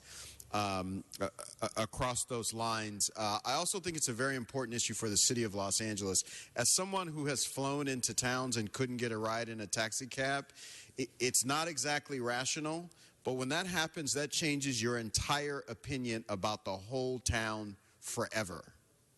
And so anytime anybody recommends going there or doing there or shopping there or doing business with that town, you get a negative reaction just based on that initial interaction after stepping out the terminal. The last thing I want to talk about is the issue Mr. Koretz raised, which I think is very, very important.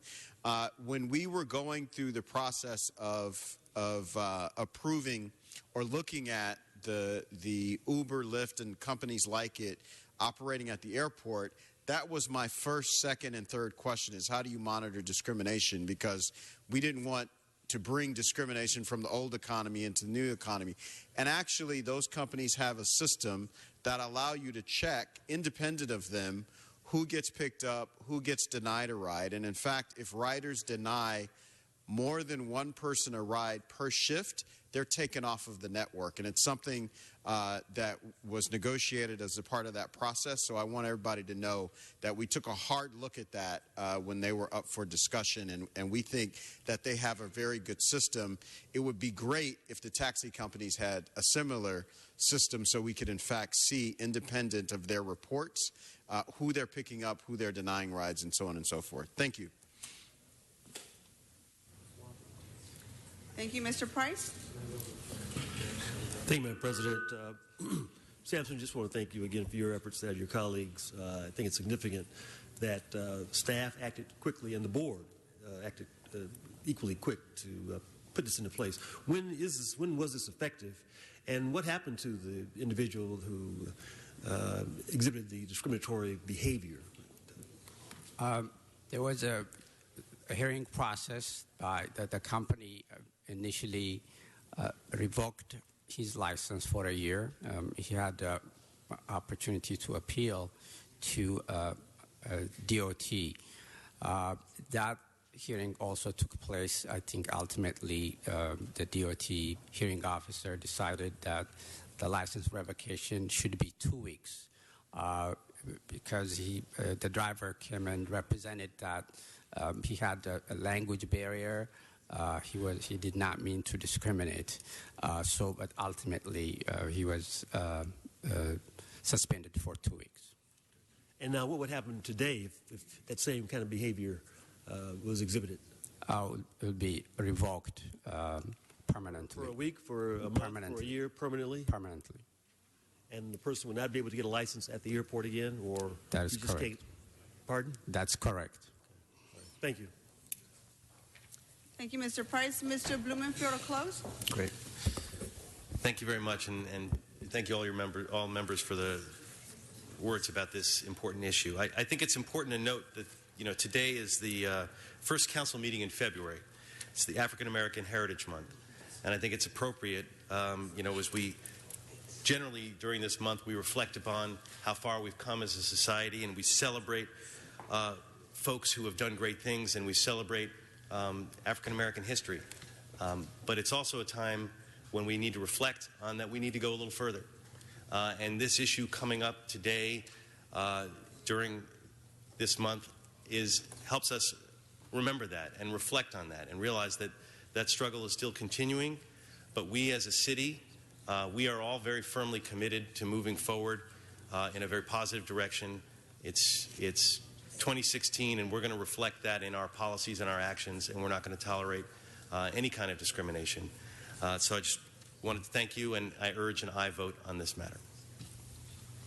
If there are no more speakers, Madam Clerk, on this item, let's open the roll, close the roll, and tabulate the vote. 15 ayes. Item passes. Let's move on to items 28 and 29. Call special by Mr. Fuentes and Mr. Koretz. Mr. Krikorian? I'd like to ask that item 9 be received and filed, please. Without objection.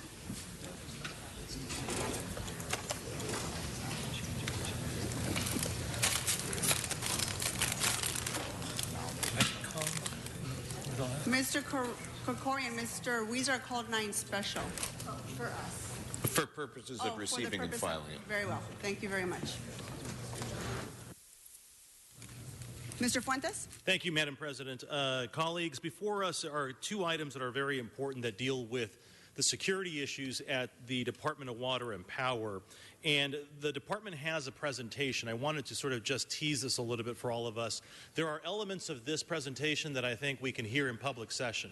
But there are questions that I have that will probably have to retire into closed session because it deals specifically with assets that are critical to the utility, thereby being very critical to all the residents of the city of Los Angeles. Now, I wanted to share with you all this very quickly because it is very troubling in that we have, because of third-party review, determined that there are some vulnerabilities at the Department of Water and Power and its critical assets. Now, I know the department's going to respond to the critiques given by Navigant in their review, but I wanted to set the stage in that this further underscores the need for us to have a better management of the utility. Now, I know that some changes have been made recently with respect to how it is that security personnel responsibilities flow to the general manager. But as you all give us a presentation and help us understand what tuning we've done recently, but specifically help me understand 2 things. The Navigant report pointed out some high priority items that needed to be remediated pretty quickly. So that's the thing that I'm chiefly concerned about. But secondly, I'm really concerned about how it is that the reporting is currently happening today. Mr. Koretz put forward a motion, as a matter of example, a few months ago, a year ago, on security. The report came back and highlighted virtually nothing in terms of there being problems. The report said, here it is, how it is that we report, here are the compliance issues, and it was a 4-page document that didn't tell us an awful lot. It wasn't until Navigant did their third-party review, concluded in December, and then, by some mistake, an unredacted version, is that correct? An unredacted version of the report makes its way into the press, and we find out that there are at least 4 or 5 instances of real vulnerabilities to some of the more critical assets of the Department of Water and Power. So, but for that accident, I wouldn't have known what the issues were with any specificity. And so now we have a couple of things that I think are at odds with one another. We've got a redacted version that points out some vulnerabilities. We've got a report dated from 7 to 9 months ago that says we're in compliance. And then we've got a list of high priority items that need to be remediated. And most recently, some changes as of last week, some changes at the utility as to who is wearing the hat of Chief Security Officer. So if you all, as best as you can in your presentation, can help me understand what is happening, then I'm sure we're going to have lots of questions that would probably most be appropriate for closed session. But not today. We're not agendized for closed session?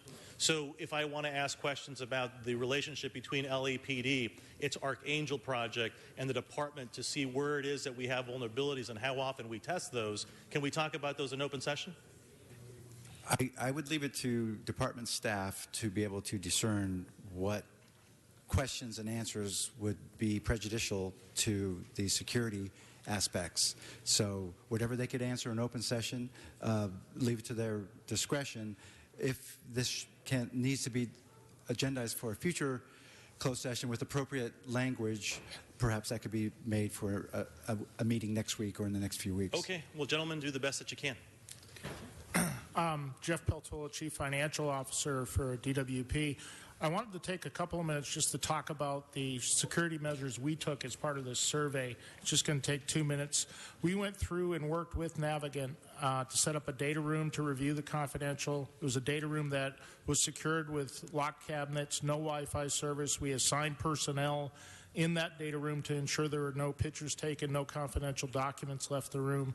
Consultants had to sign in and out. We logged all those documents. We made sure that when anyone left the room, those documents were still there. This is all in compliance with the 2015 NERC, which is very important to the department.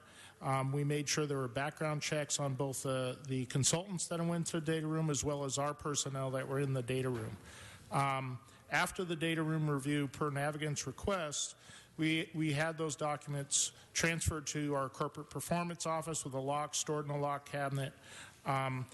DWP Security Services Management, and David's going to talk a little bit about that, reviewed the draft report, but it was via projector, not even a PDF. So the unredacted version that you're talking about was something that when we reviewed that, we could only look at on a projector. We did not get a hard copy of that ahead of time.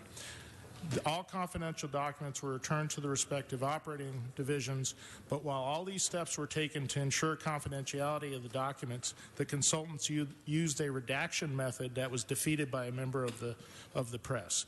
David is going to talk about the response even to the unredacted parts of it, but I just wanted to provide a little bit of context as to what steps and measures we took. But on that point, if you could, so you said it was defeated by a member of the press. So Correct. If a reporter can find out where it is that we haven't done any maintenance or taken corrective action to some problems in our security, right. Do we know how that happened? We know how they took the redaction and how it was done by the consultant and what they did, and we have subsequently, as quickly as we could, we removed those documents from the web, and have put them back there with a total deletion of those portions. So I think this is important. Then I'll sit down and listen to the presentation. So a critical document was put up on the web Right. that pointed out some of these vulnerabilities that we were in the course of fixing. Who put that stuff on the web? That was put up actually by the consultant, by Navigant. Okay, thank you. Go ahead. Okay, thanks. Dave Wright, Chief Operating Officer of LADWP. I'd like to make a presentation that summarizes some of our critical infrastructure protection efforts. So the IAA survey, as Jeff just said, that provided an incomplete picture of the security efforts, and that survey states that the last review was done in 2001. And actually there were additional reviews that have occurred, and we provided those reviews to the consultant. They even listed it in their record of reviews that we provided to them, but they never cited them and never discussed them in the report. Some of those updates are, there was an MAI International did a review of our security, physical security, in 2006-2008. Excuse me. LAPD did an Archangel review in 2008. We're right now in the middle of a lengthy review that complies with NERC. NERC is the North American Electric Reliability Council, that all utilities have to adhere to security standards they put forth. So we've gone through a critical infrastructure protection review that's near completion. It's being reviewed right now. These assessments document the evolving nature of the threats. Many of the recommendations were implemented. Some were deemed after time to be either redundant, unnecessary, or other items were put in place that took their place. And these improvements have been made at major facilities, and I'm going to talk about a few of them. At an office building, and they're talked about more in a generic nature. At an office building, critical assets were backed up or relocated. We've added metal detectors, turnstiles, electronic access, monitoring systems, kiosk cameras, safe rooms. The control center added a heavy-duty gate. Security officers are assigned 24/7. Secure building entrance with an entrance where you can get inside the building, just inside the front door, but can't move beyond that area until you go through a security clearing. That security clearing is protected by bulletproof glass. There's other items there, electronic access, video surveillance. Also, any delivery truck or visitor coming in is checked in, but we're looking at, should we even increase beyond what we currently do when there's delivery trucks or other packages delivered. At a filtration plant, continual review and upgrade of the perimeter, barriers, bollards, walls, barriers, K-rails, video surveillance, key card access, and specific procedures for vendor, visitor, and delivery check-in. At a generating station, security cameras monitor the entire perimeter and other cyber assets. Security officers are there 24/7. The perimeter fence is topped with razor wire, and there's key card access. New added security booth at the entrance, better lighting to see who's coming in darkness, and then procedures again for visitor, vendor, and delivery check-in. And there was some vegetation along the fences which has been trimmed back. Switching station, which is a major yard where transmission lines come in and are routed to different directions in different places. Security cameras added to monitor the critical cyber assets.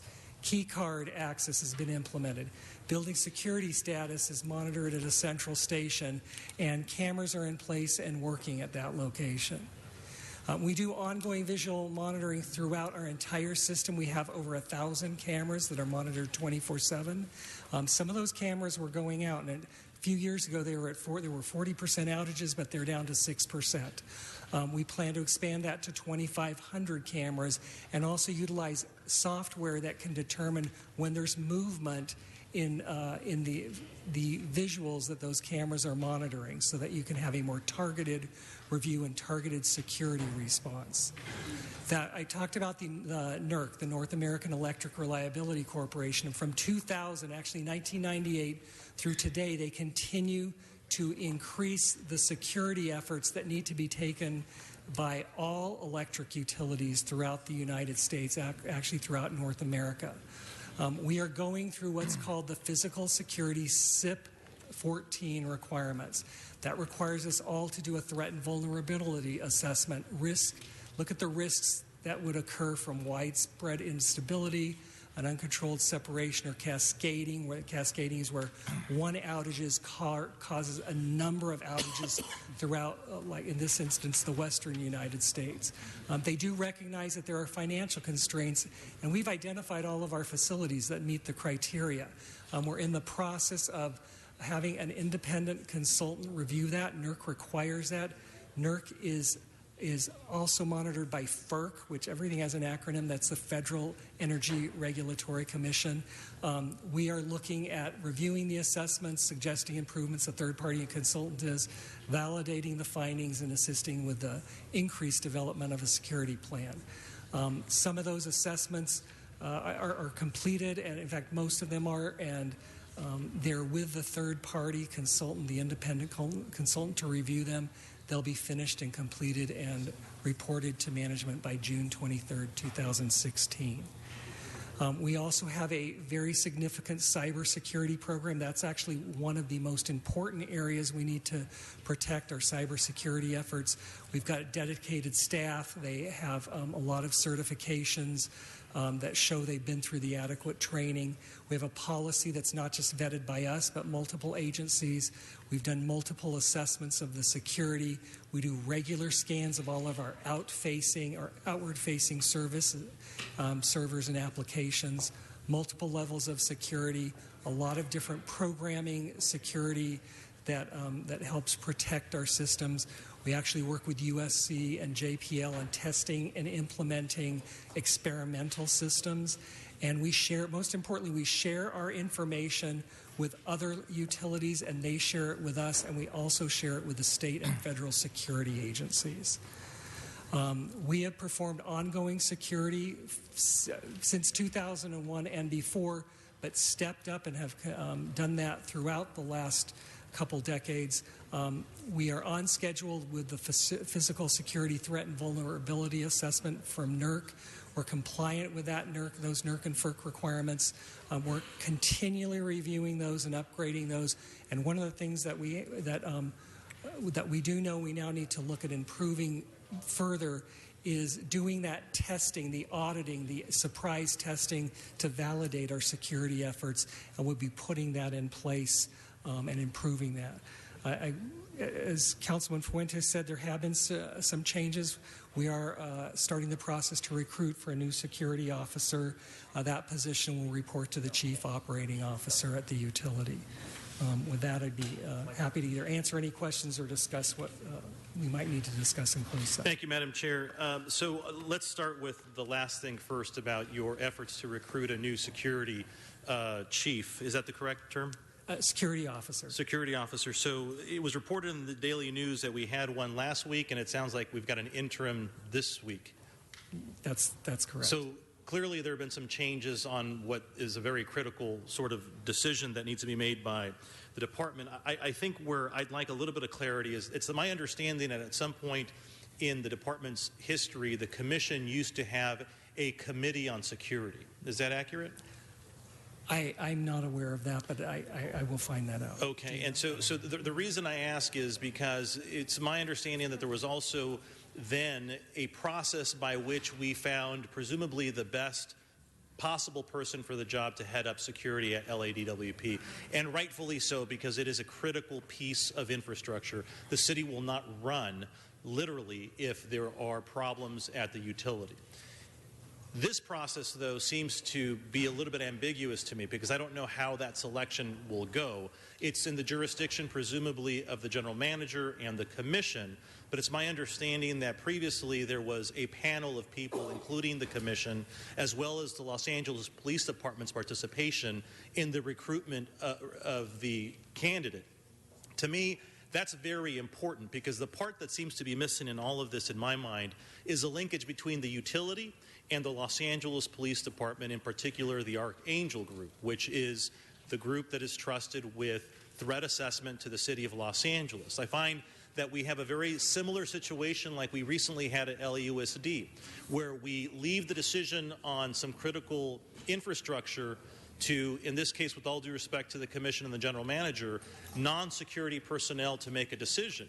Here, presumably, we've got all of the talent, all of the capability, and certainly all the resources in the Los Angeles Police Department to inform better outcomes at the utility, and there doesn't appear to be a linkage. And worse, it appears that we are going to hire somebody very quickly as a result of concerns that are in the press and most recently in this report. So it just underscores, I think, the need for us to be in a position to better manage the utility, but primarily the order of importance. There are a lot of things in this Navigant report that bring me a lot of concern. The business continuation model and management, for example, if there's a seismic event, the report seems to infer that we are not anywhere near ready in case we have an event. But ironically, the city of Los Angeles has made it a mandate to seismically retrofit soft-story buildings, yet when it comes to water and power, we don't have everything built in, at least according to the Navigant report, in order for us to execute a business continuation strategy very quickly.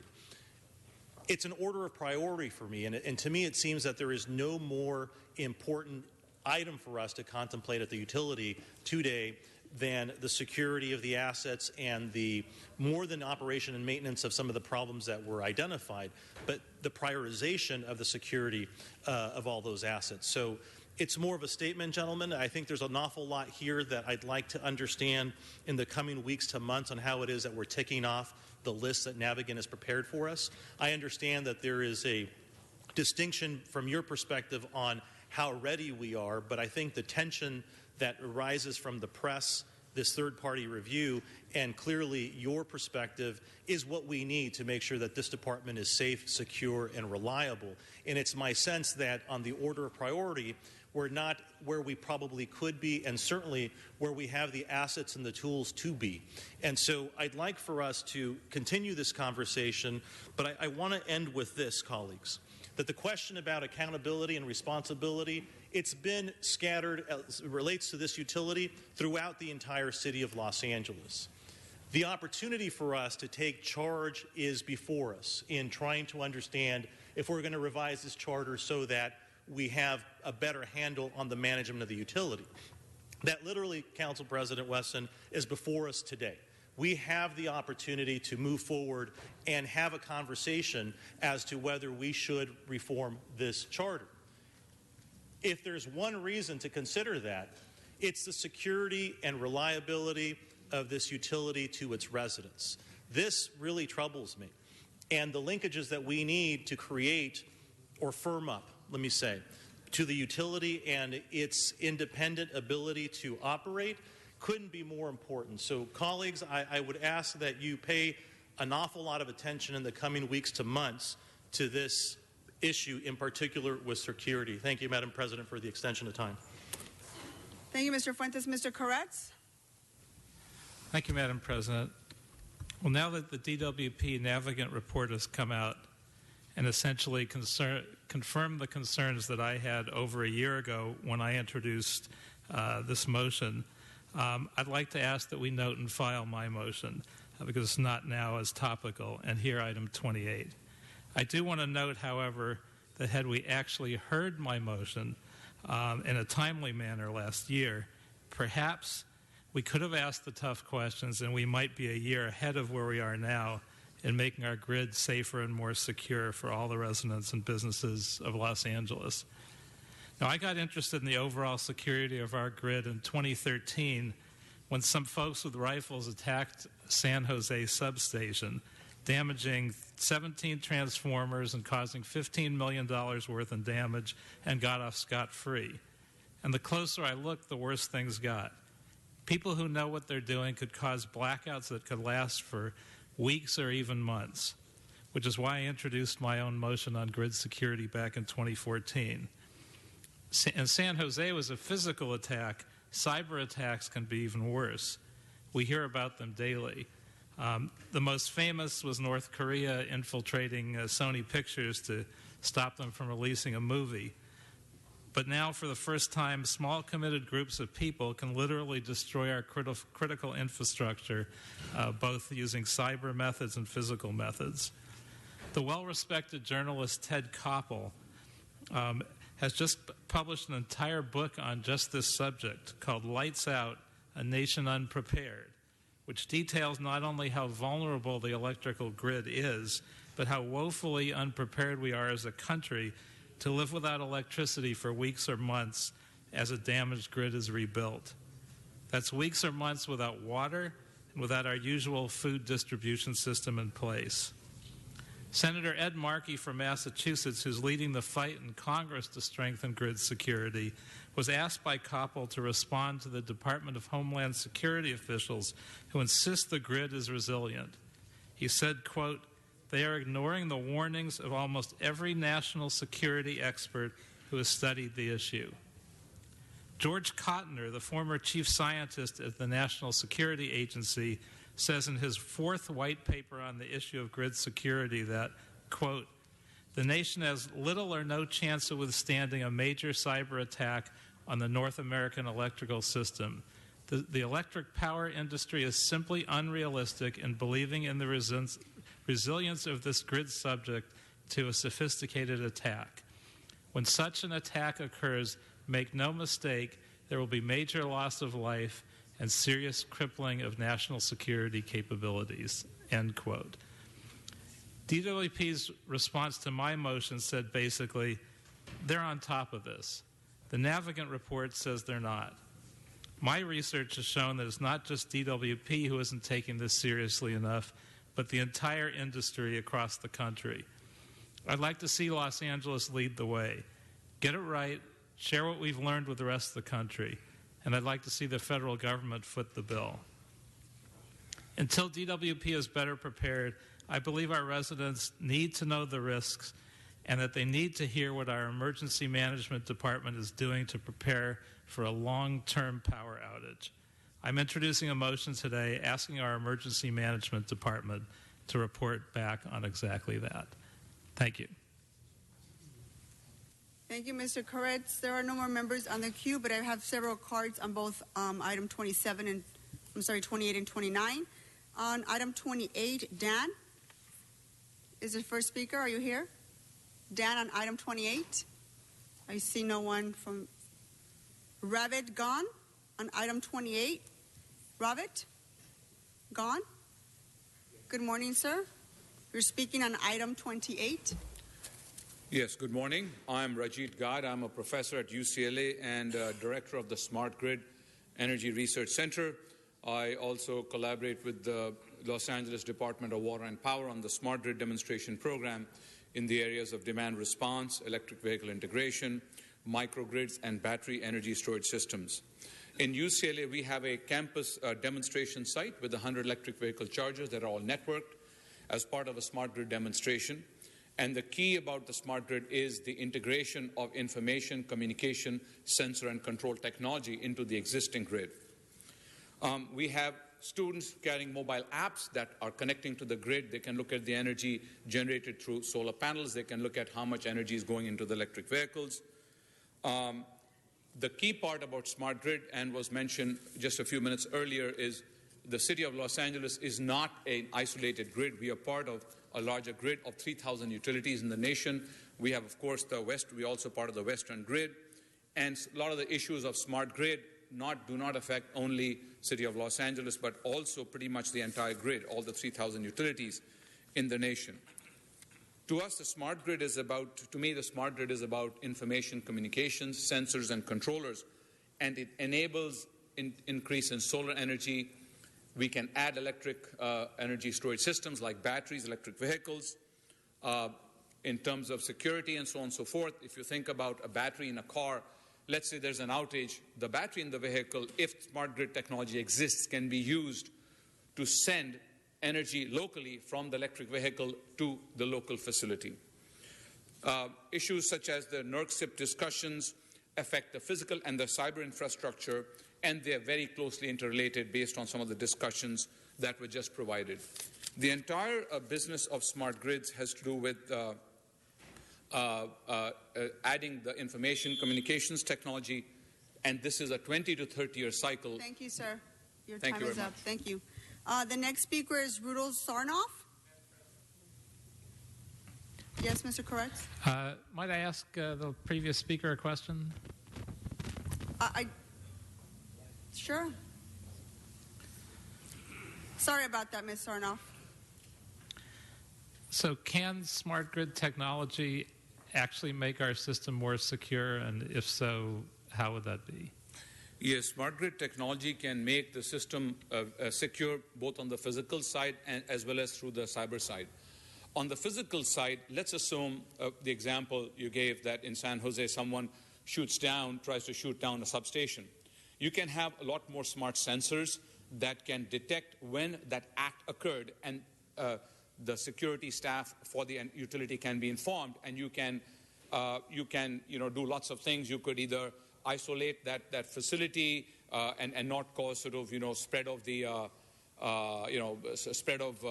what happens in the grid sector is if one of the generators is down, then the negative impact spreads to the whole grid. You can isolate that. You can send people there. You have a lot more information in real time. The second piece is, if you think about electric vehicles. Electric vehicle is parked in the garage, let's say. If you lose power in a certain part of the grid, the electric vehicle's battery can be used as a backup energy storage system, and they're doing it in Japan today, for example. And then you could be feeding the grid locally, even though your larger grid might be out. So there's actually many different ways by which the smart, and I just gave you 2 examples. There's many other examples you can use to use the smart grid. If you have LED lighting, if you have air conditioning systems, and you lose some generation, the smart grid can automatically reduce the energy consumption in real time within a fraction of a second, in the air conditioning systems on buildings like this or lighting systems, and sometimes that's all you really need. Sir, thank you. Our next speaker, Mr. Koretz, I got to get to the rest of the public. Ask one quick follow-up question. Can you ask it at the ropes, please? I have a number of speakers who are Well, I think this is patiently informative to everyone in the discussion. One last question, sir. Yeah, I just wanted to ask, are there any cities in this country that are doing any of this today, or would we be the leader on this? We are, well, there are other cities also, and I should say not just cities, but also regional utilities that are working on a different type, different activities of so modernization of the grid. I think Los Angeles is definitely one of the leaders in the nation, and I think it's going to take 20 to 30 years to modernize the grid, and I think that we can continue the effort of modernization and continue to sort of be one of the leaders in the country.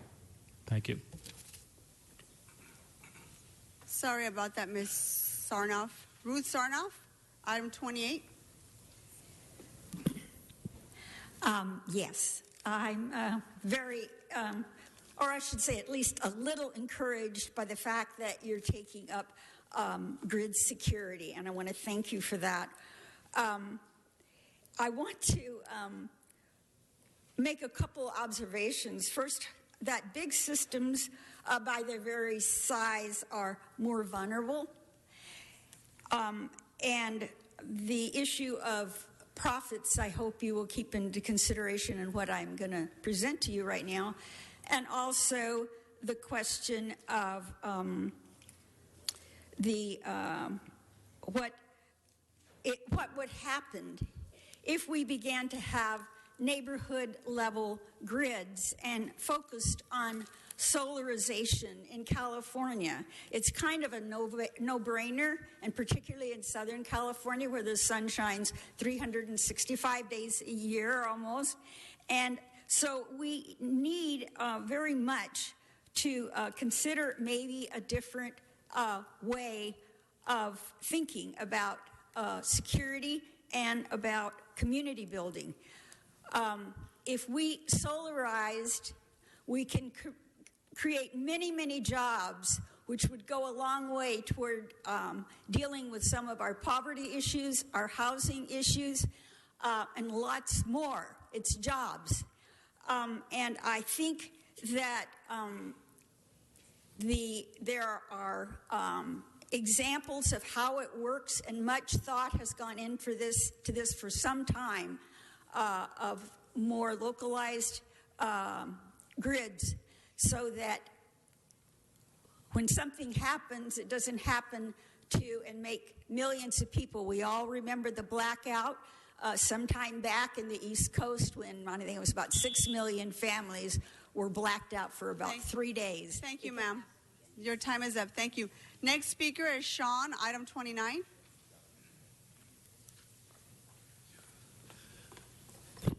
Yeah, Sean Murphy of CD2. Security is good, but I like to bring up a topic. They should hire more persons to wait on the people that's, especially that Van Nuys DWP. They only got 4 people at a time. I don't think that's right.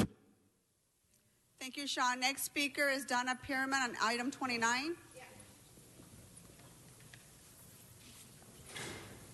Good morning, Donna. Yeah, good morning. Thank you, Mr. Kretz, for being so concerned about the power grid. I see that you're on top of that, so I'm really happy about that, because that is something that we have to worry about, having blackout all over the place. You see these movies, everything seems to be connected. How the planes that fly, to your television sets, to, everything seems to be connected. I like the idea perhaps with the solar, perhaps it won't be so connected. That seems the problem.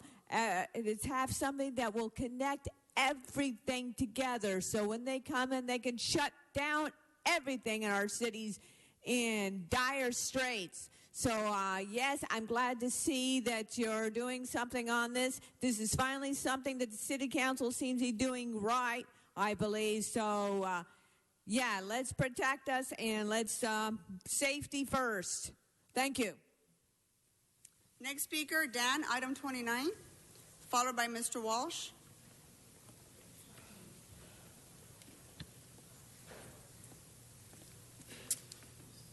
Yeah, now my house has a backup generator, but and it's great to see you guys. I'm going to give you guys a compliment that you're actually dealing with this now, but the problem is, why are you doing it when you suddenly realize you have a major security risk?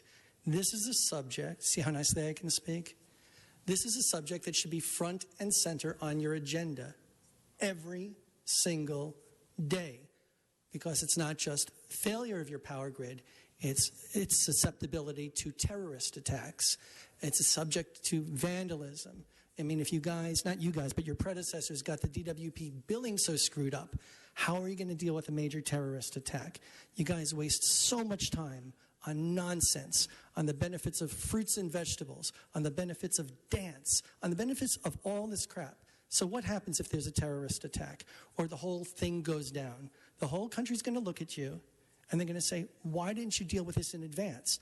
How come you didn't have a preparedness plan in advance of a leak when documents are available in public? And by the way, it's not just your power grid. It's your subway system that's vulnerable. These are the things that you should be dealing with, items 1, 2, 3, every single day until you know exactly how you're going to protect us. After all, that's why you're in those seats, to protect us. See, Ms. Martinez knows how to respect the First Amendment. Now, you have homeless issues. They're going to seem like nothing if the power grid goes down. You have transportation issues. It's going to be nothing when the power grid goes down. You have all of these problems that you're not addressing proactively. So now you're here in a panic because you know it could get much, much worse on any given day. So please make this the #1 subject every day. No vulgarity today because Ms. Martinez respected my First Amendment right. Thank you. Mr. Walsh? John Walsh, blogging at HollywoodHighlands.org or J. Walsh Confidential, tweeting at Hollywood Dems. What did we just hear? We heard that DWP was worried about vulnerabilities. That means ISIS blowing up the system. Even Mr. Koretz said a year ago he talked to him about that. So what did they do? They hired Navigant. Navigant wrote a devastating report that would make the mayor look bad. So what was the #1 priority here? The #1 priority was to keep this report confidential.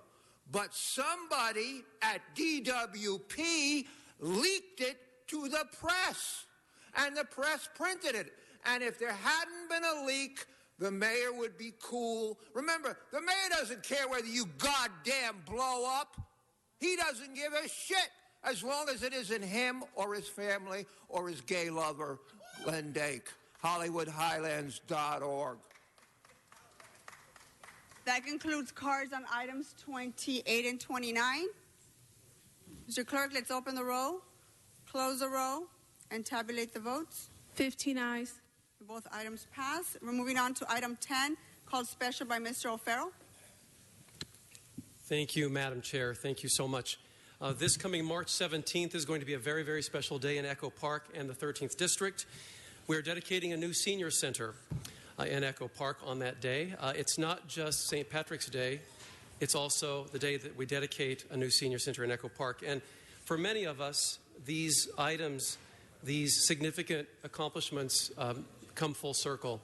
It was over 10 years ago that I was on the staff of my predecessor, and LAUSD was in the gearing up to build a new school at a very, very controversial site called 9A, which displaced many families for a school. And the backdrop was, during that time, the enrollment was falling rapidly at LAUSD. Nonetheless, the school was built. Fast forward many, many years, and it is now the Sandra Cisneros Learning Academy, a charter school that occupies that site. But what we did back in the day, 10 years ago, was we negotiated a community center as part of the deal. And as council member, I was able to identify funding in 2014 to actually create the center itself with all of the functions that a fully functioning senior center would accomplish for our seniors. And Echo Park has long needed a senior center, and we have some wonderful partners in this. This senior center in Echo Park will offer health resources, education and art classes, other enrichment programs, and it will also provide transportation to and from the center for those in need. I want to thank the Department of Aging, General Manager Laura Trejo. Laura, if you could stand up, please, Laura, who worked with us all these years, before I was council member and since I've been council member. And also from the Department of Aging, we have Marco Perez, who worked very diligently on the details of this product. From St. Barnabas, Rigo Saborio. St. Barnabas will be administering all of the programs there, and they're a wonderful partner. He's not here today, nor is former board member Bennett Kaiser, who we worked with very closely, and then also current board member Ref Rodriguez. And then I think the quarterback of this team was none other than Star Parsamian of my team, my legislative staff lead on this project, Star Parsamian, who has done an amazing job. And we will dedicate this, as I mentioned, March 17th. And I'll just say this before we vote, and I urge a unanimous vote.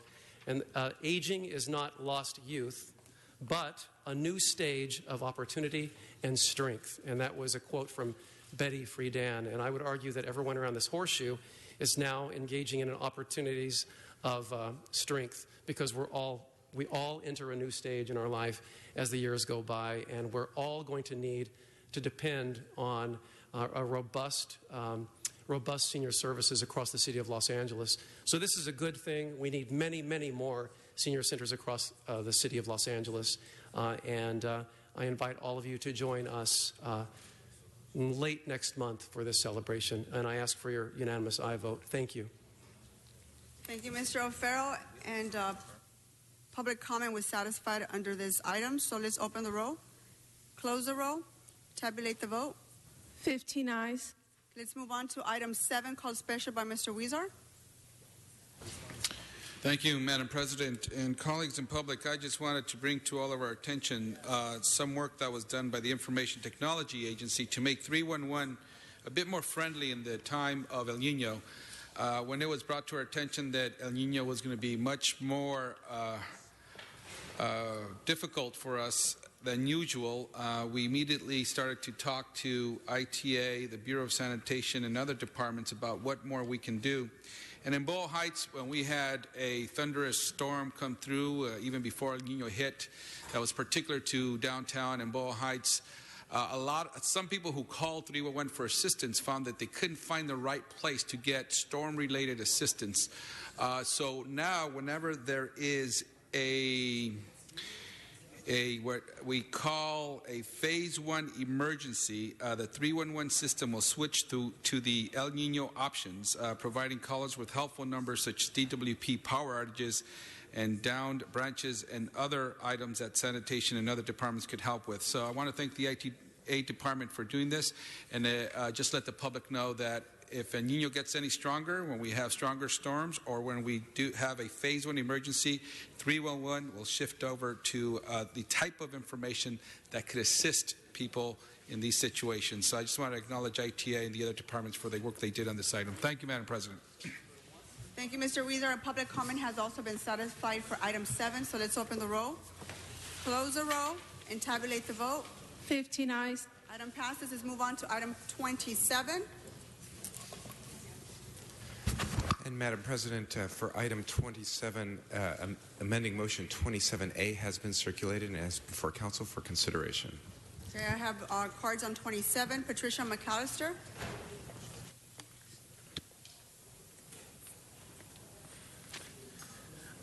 Let me read this. It said, continued consideration of communication from the LA Housing and Community Investment Department relative to implementing a recapitalization policy to establish administrative procedures and a framework for lending public funds.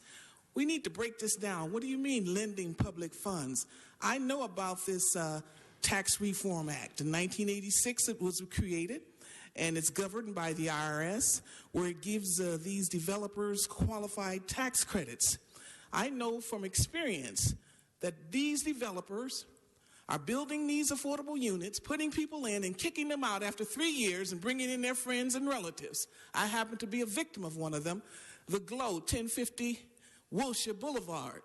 I took them to court and won, okay? So you know I don't play. I know the law. We need to check these scoundrels out. They're not offering affordable housing, and I don't think we need to be lending them a dime. Not 1 quarter. Now, I want some kind of explanation when you're talking about here lending public funds. Lending to who? Under what circumstances? What are they building? Who's monitoring? When this happened to me, I came to City Hall. I went upstairs. I asked them and told them what was going on. They ignored me. So I took them to court. No, I did better than that. I sat there for a year. I said, put me out. And we went to court and I won. So don't tell me, I know what's going on with these tax credits. No one is monitoring this system. They're putting more people on the street. They put out about 20 people, minus 1, which was me.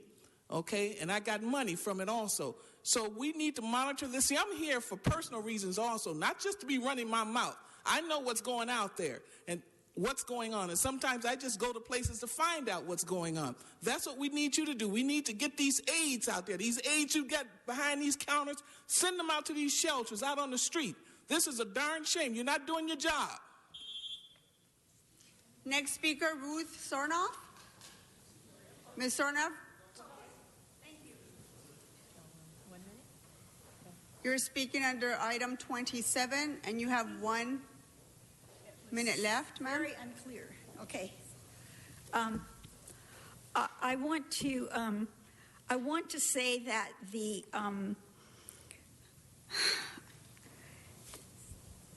I'm so confused right now because you jump around a lot. But ma'am, it's will you clarify item 27? 27.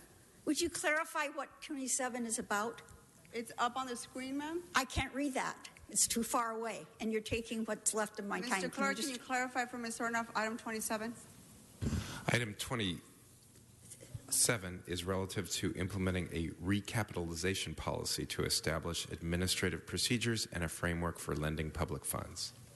Aha. Okay. I want to say also that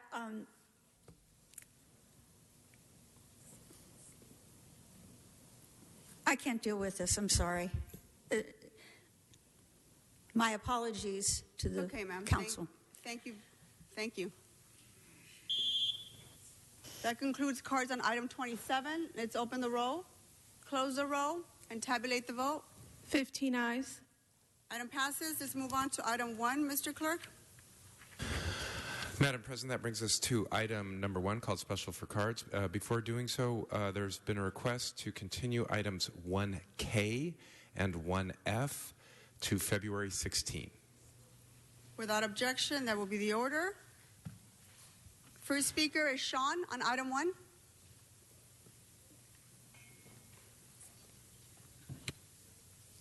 Yes, item 1. When your landlord or landlady doesn't do a good job with the code violations, you don't pay your rent to them anymore. You pay it to the city. Next speaker, Donna Pearman on item 1.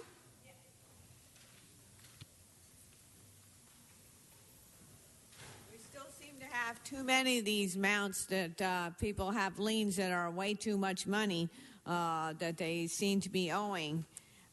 Here's one for, let's see, number C, $4,157.15. Number D, $3,314.96. Number H, $4,153. And we have all the way up to Z. Oh, here's another one.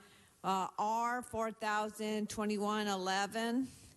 O, $3,416.71.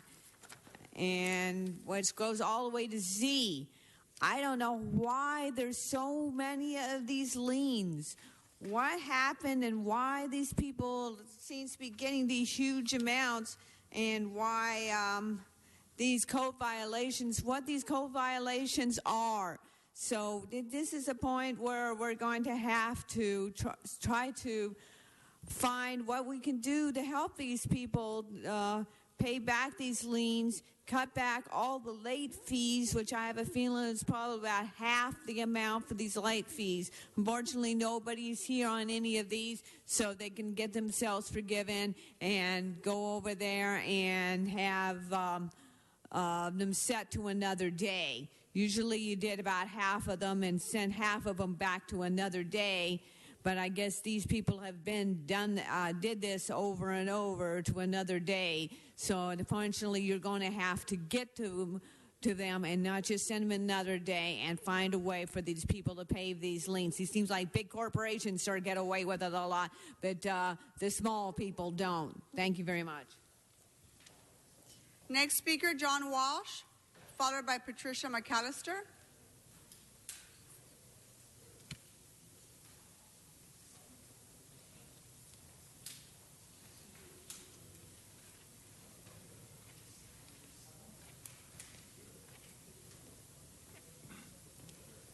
John Walsh, blogging at HollywoodHighlands.org, or Jay Walsh Confidential, tweeting at Hollywood Dems. Again, when you do a good job, I'm the first to congratulate you. I'm not one of those guys who say, you're all a bunch of crooks. You know, those old white guys, you know, that vote for Trump. These are hearing protests. Building and Safety does a good job, and it finds code violations, and if the landlord ignores repairing the code violations, there are liens. Here, some of them are $1,800, $1,200, $3,000, $4,000. This is real money, and you're doing an excellent job here, and keep up the good work. Next speaker is Patricia McAllister.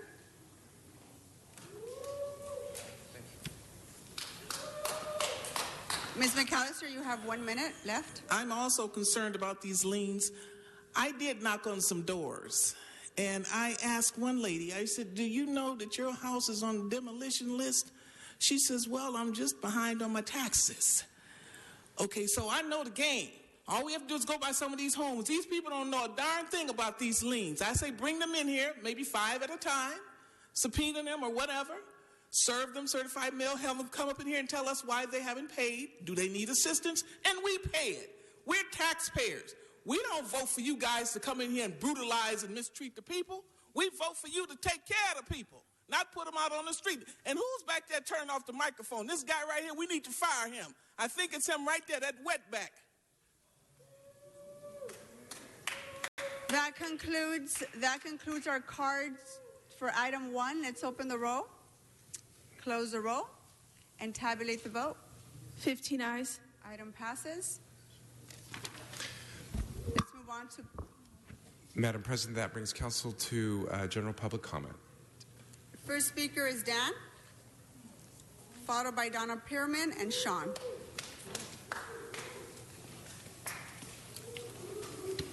Okay, so about a week and a half ago, City Council conveniently lost my speaker cards and only my speaker cards, and suddenly found them the moment that I was asked to leave the meeting.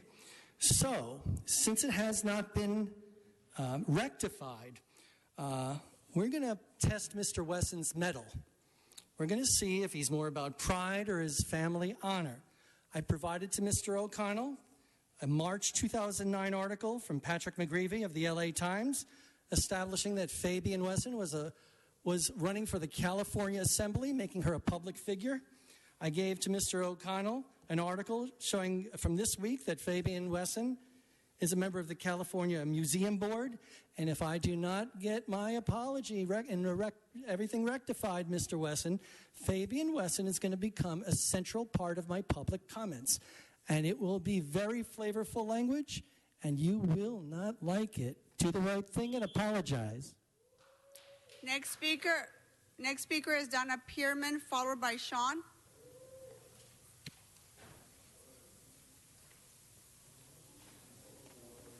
It's Black History Month, and I want people to know that Martin Luther King Jr. was a gun owner, believed in the right to carry. How about that, Obama? He knows a lot more than you do. Big win for Bernie Sanders in anti-Hillary vote. We absolutely can't vote for Hillary. Vote Republican. We want to keep a free republic. It's a vote for Hillary would continue Obama's losing legacy for failure, legacy for inaptitude, legacy of allowing terror to flourish. Obama and Hillary are for Wall Street and super PACs. They're for Islamic terrorists, Iran and North Korea radicals, not for the middle class and lower class, and not for the people. Obama's not for American blacks, neither is Hillary. Both should be tried at The Hague when Obama leaves office, and they should be tried for war crimes, in my opinion, but guilty of accomplices for murder. Obama should be tried for treason against the United States. Hillary will not keep us safe like Donald Trump would. Thank you, Donna. Next speaker is Sean. Yeah, you people were not here. Some of the new people were not here 7 years ago. Everybody remember what happened 7 years ago. I don't want to go over it. We need to keep the sidewalks clean. We need to trim our trees. We need to do a lot of things and stop passing crazy stuff like the plastic bag bans, why don't you ban things like leaf blowers and stuff like that? Thank you, Sean. Next speaker is Eric Previn. Mr. Previn, are you here? Eric Previn is not here. Followed by Don Garza. Mr. Garza, are you here?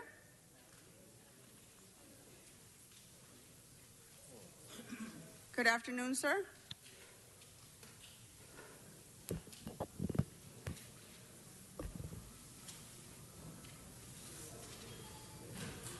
Your time started, sir. My time? No. I hadn't spoken. You started my time out. Can we start his time again? Please, can you start my time again? Yes. Go ahead, sir. El Nino came, and we pleaded in August, December, to the council office of Jose Huizar that deaths could have been prevented on the streets of downtown Los Angeles and Skid Row among the homeless. But I was burned and I was ignored. The El Nino rains came, and a woman and another person died on the streets of Skid Row. I knew how to prevent that. I'm doing it now. I'm doing Jose Huizar's job. I'm doing it. We've so far close to $3,000, and I've got tarps and tents in my house, and I'm going out in the rain. Saturday night, while Jose Huizar was partying on the streets of Broadway, we were back in Skid Row preparing for the rain. What was he doing? Taking pictures with a dog. Dog is more important to him than human life. Jose Huizar, you are absent. You have failed us. You are slow to help the people survive this thing. The next speaker is John Walsh, followed by Patricia McAllister. Mr. Walsh.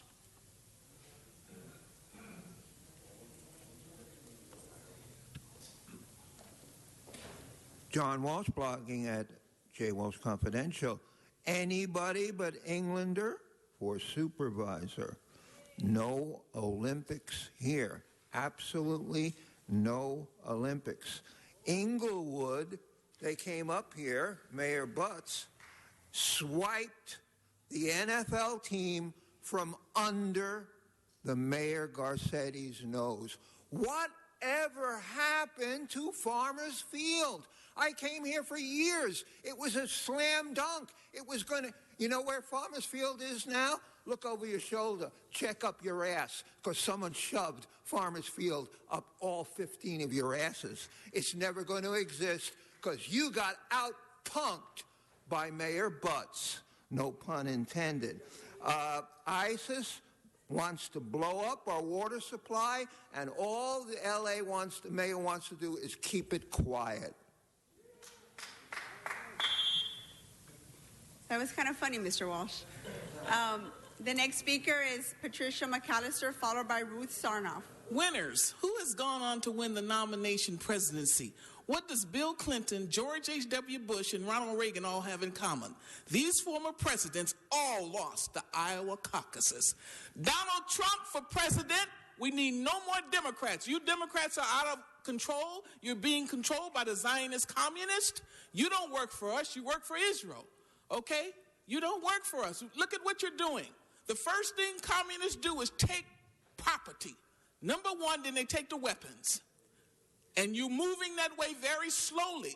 Every week, you've got tons of people's homes you're taking. Now, you got your Negroes coming up in here tomorrow, Thursday, the House Negroes, the African American Heritage Month panel. I'll be there, and I'll have some questions for them. We need some activists, black activists at this. We don't need these House Negroes you pick up. We need to talk about the history right now, like Skid Row, not what happened during slavery. That's over. We need today's history. Next speaker is Ruth Sarnoff, followed by Henry Marin.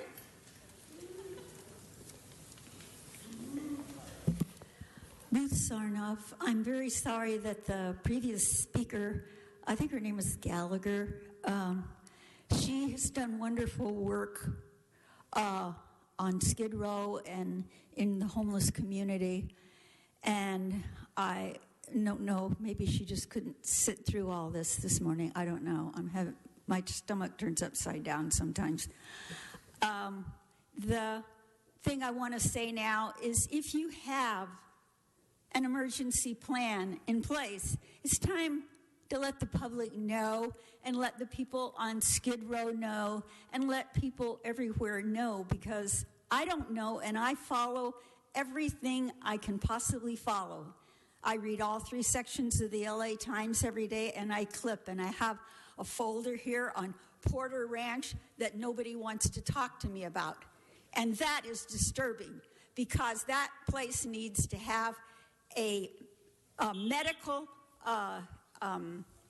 look at what the conditions Thank you, Ms. Sarnoff. Thank you. Your time is up. Thank you. Ms. Sarnoff, your time is. Thank you. Thank you, ma'am. The next speaker is Henry Marin, followed by Jacqueline Richardson. Yes, as you know, MOU 35 shows the name of every councilman with a name from A to Z that agreed to withhold money from public employees subject to back payments, the laces of the Sarah, within 90 days of withholding that money. And Mr. Alarcon was the only person on February 13, 2013 to agree to look into this issue, because he was assemblyman. He understands California Government Code 20283, 20305. Now, how come these other assemblymen that know all the damn rules about how to do things right keep coming here to L.A. and doing shit wrong? So you're going to be paying under California 20283, back payments. Thank you, sir. Next speaker is Jacqueline Richardson, followed by Mr. Hunt and Mr. Spindler.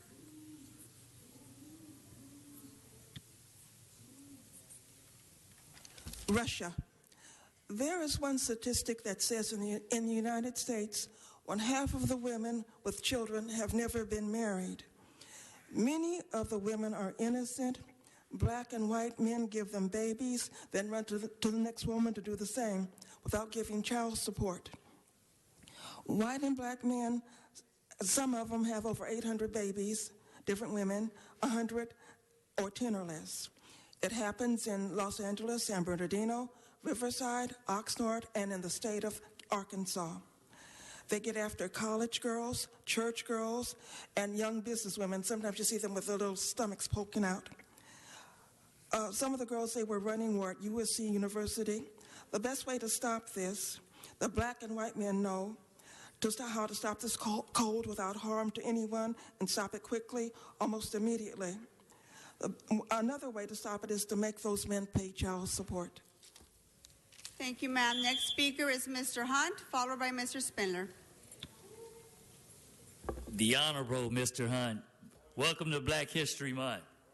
9th Circuit winner, double platinum, getting ready to be triple platinum in the Western District Court. LA gives Mr. Hunt $215,000 for acting like the white folks. Ain't that something? Well, you guys are faced with that crisis again. That I'm running, Michael Hunt, 2016.com, is running for U.S. Senate because we're going to fire Chief Beck, get him out of here. He has to go. 3 deaths, can't account for it. When Daryl Gates did it, he said it was just an aberration. Rodney King was beaten. They called for the federal consent decree. I'm calling for Mayor Eric Garcetti to bring back the federal consent decree as well. You can't kill 3 of our people and not be responsible for it. Federal consent decree is back in. Eric Garcetti, see you on Monday. United States District Court, if you guys want to take it there, I'm ready. Triple platinum. Thank you, Mr. Hunt. Next speaker is Mr. Spindler. Good news, everybody. It's been official. Mike Feuer sent me a letter. Kidnapping and false imprisonment are now legal in the city of Los Angeles. Give Mike Feuer a hand, because now you can kidnap and falsely imprison anyone you want, because that's what they did to me November the 10th through November the 11th, 2015.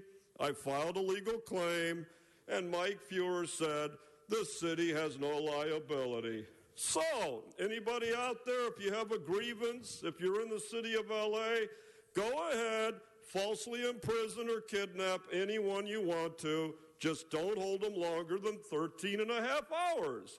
That's the legal standard. Thank you, Mike Fuhrer.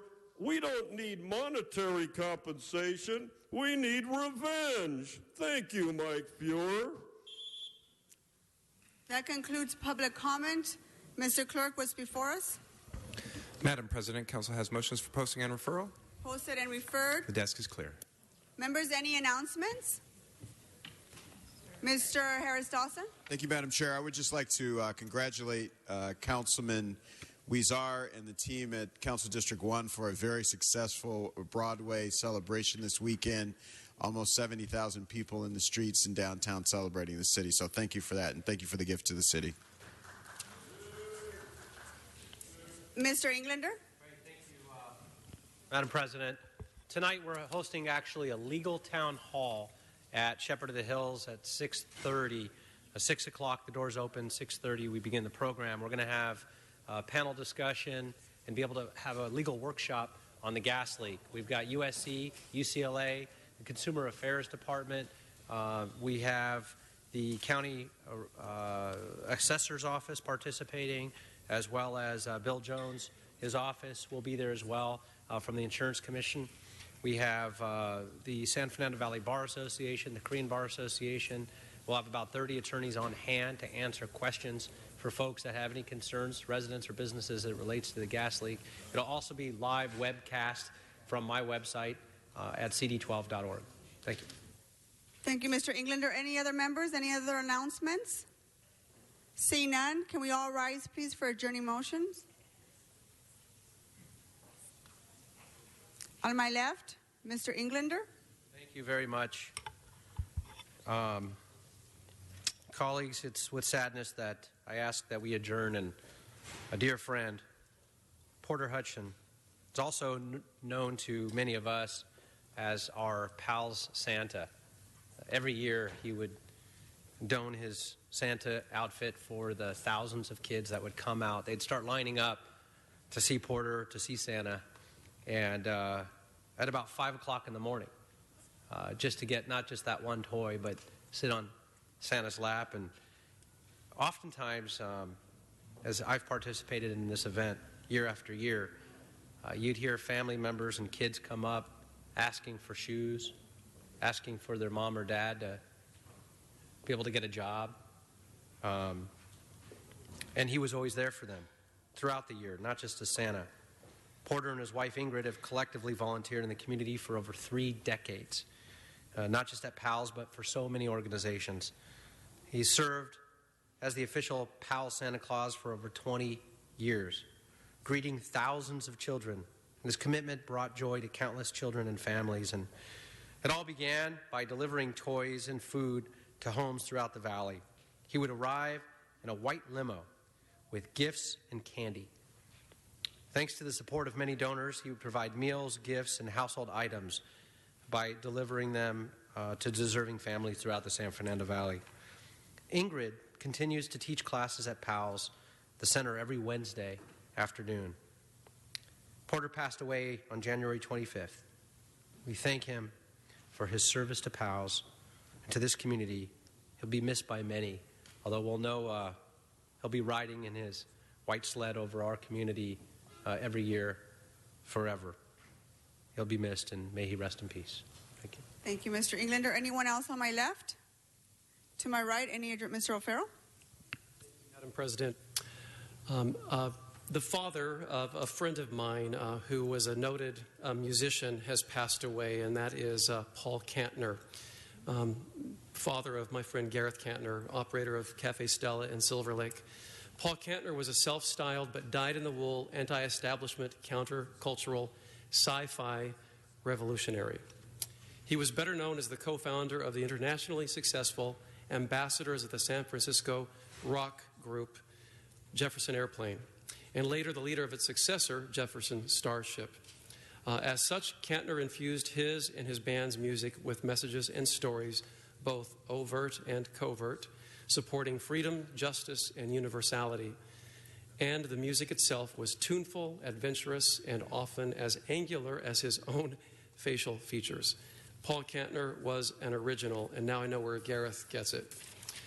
Prior to forming Jefferson Airplane with singer Marty Balin in 1965, Kantner spent some time in L.A., being a Venice hippie.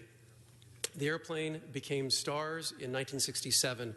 They played the Monterey Pop Festival, Woodstock, and Altamont, toured the country and the world, and recorded such memorable Kantner compositions as The Ballad of You and Pooneil, Watch Her Ride, Crown of Creation, and We Can Be Together.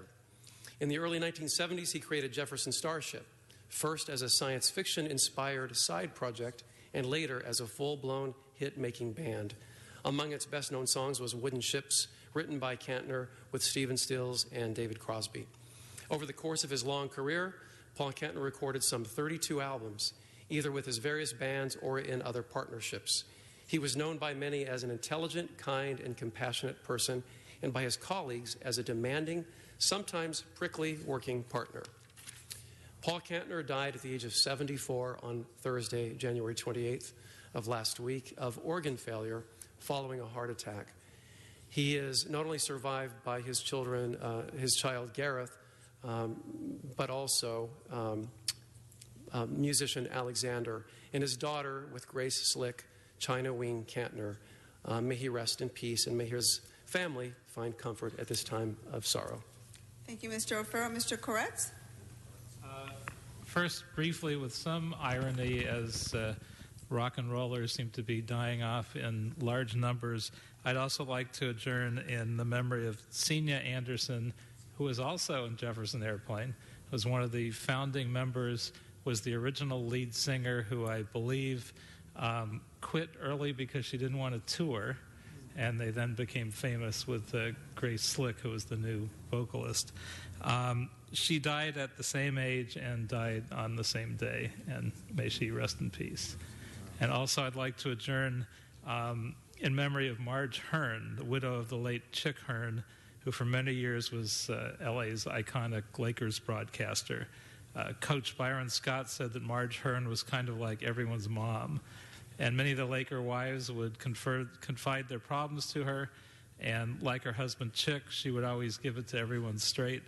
She went on to say, when she gave the speech dedicating a bronze statue of Chick outside the Staples Center, well, it was a real tearjerker, and one that in which we could see her true character. She also gave the speech when Chick Hearn was inducted posthumously into the Basketball Hall of Fame. She was very involved in charitable activities, including after Chick's passing, and I actually worked with her on a couple of them. All told, she was part of the Lakers family for 6 decades and was considered the first lady of the Lakers. She's survived by granddaughter Shannon Hearn, great-granddaughter Kyla Hearn Newman, and she passed away Saturday at the age of 98. Will be greatly missed. May she rest in peace. Any other adjournment? Seeing none, that concludes our agenda. Our meeting is adjourned.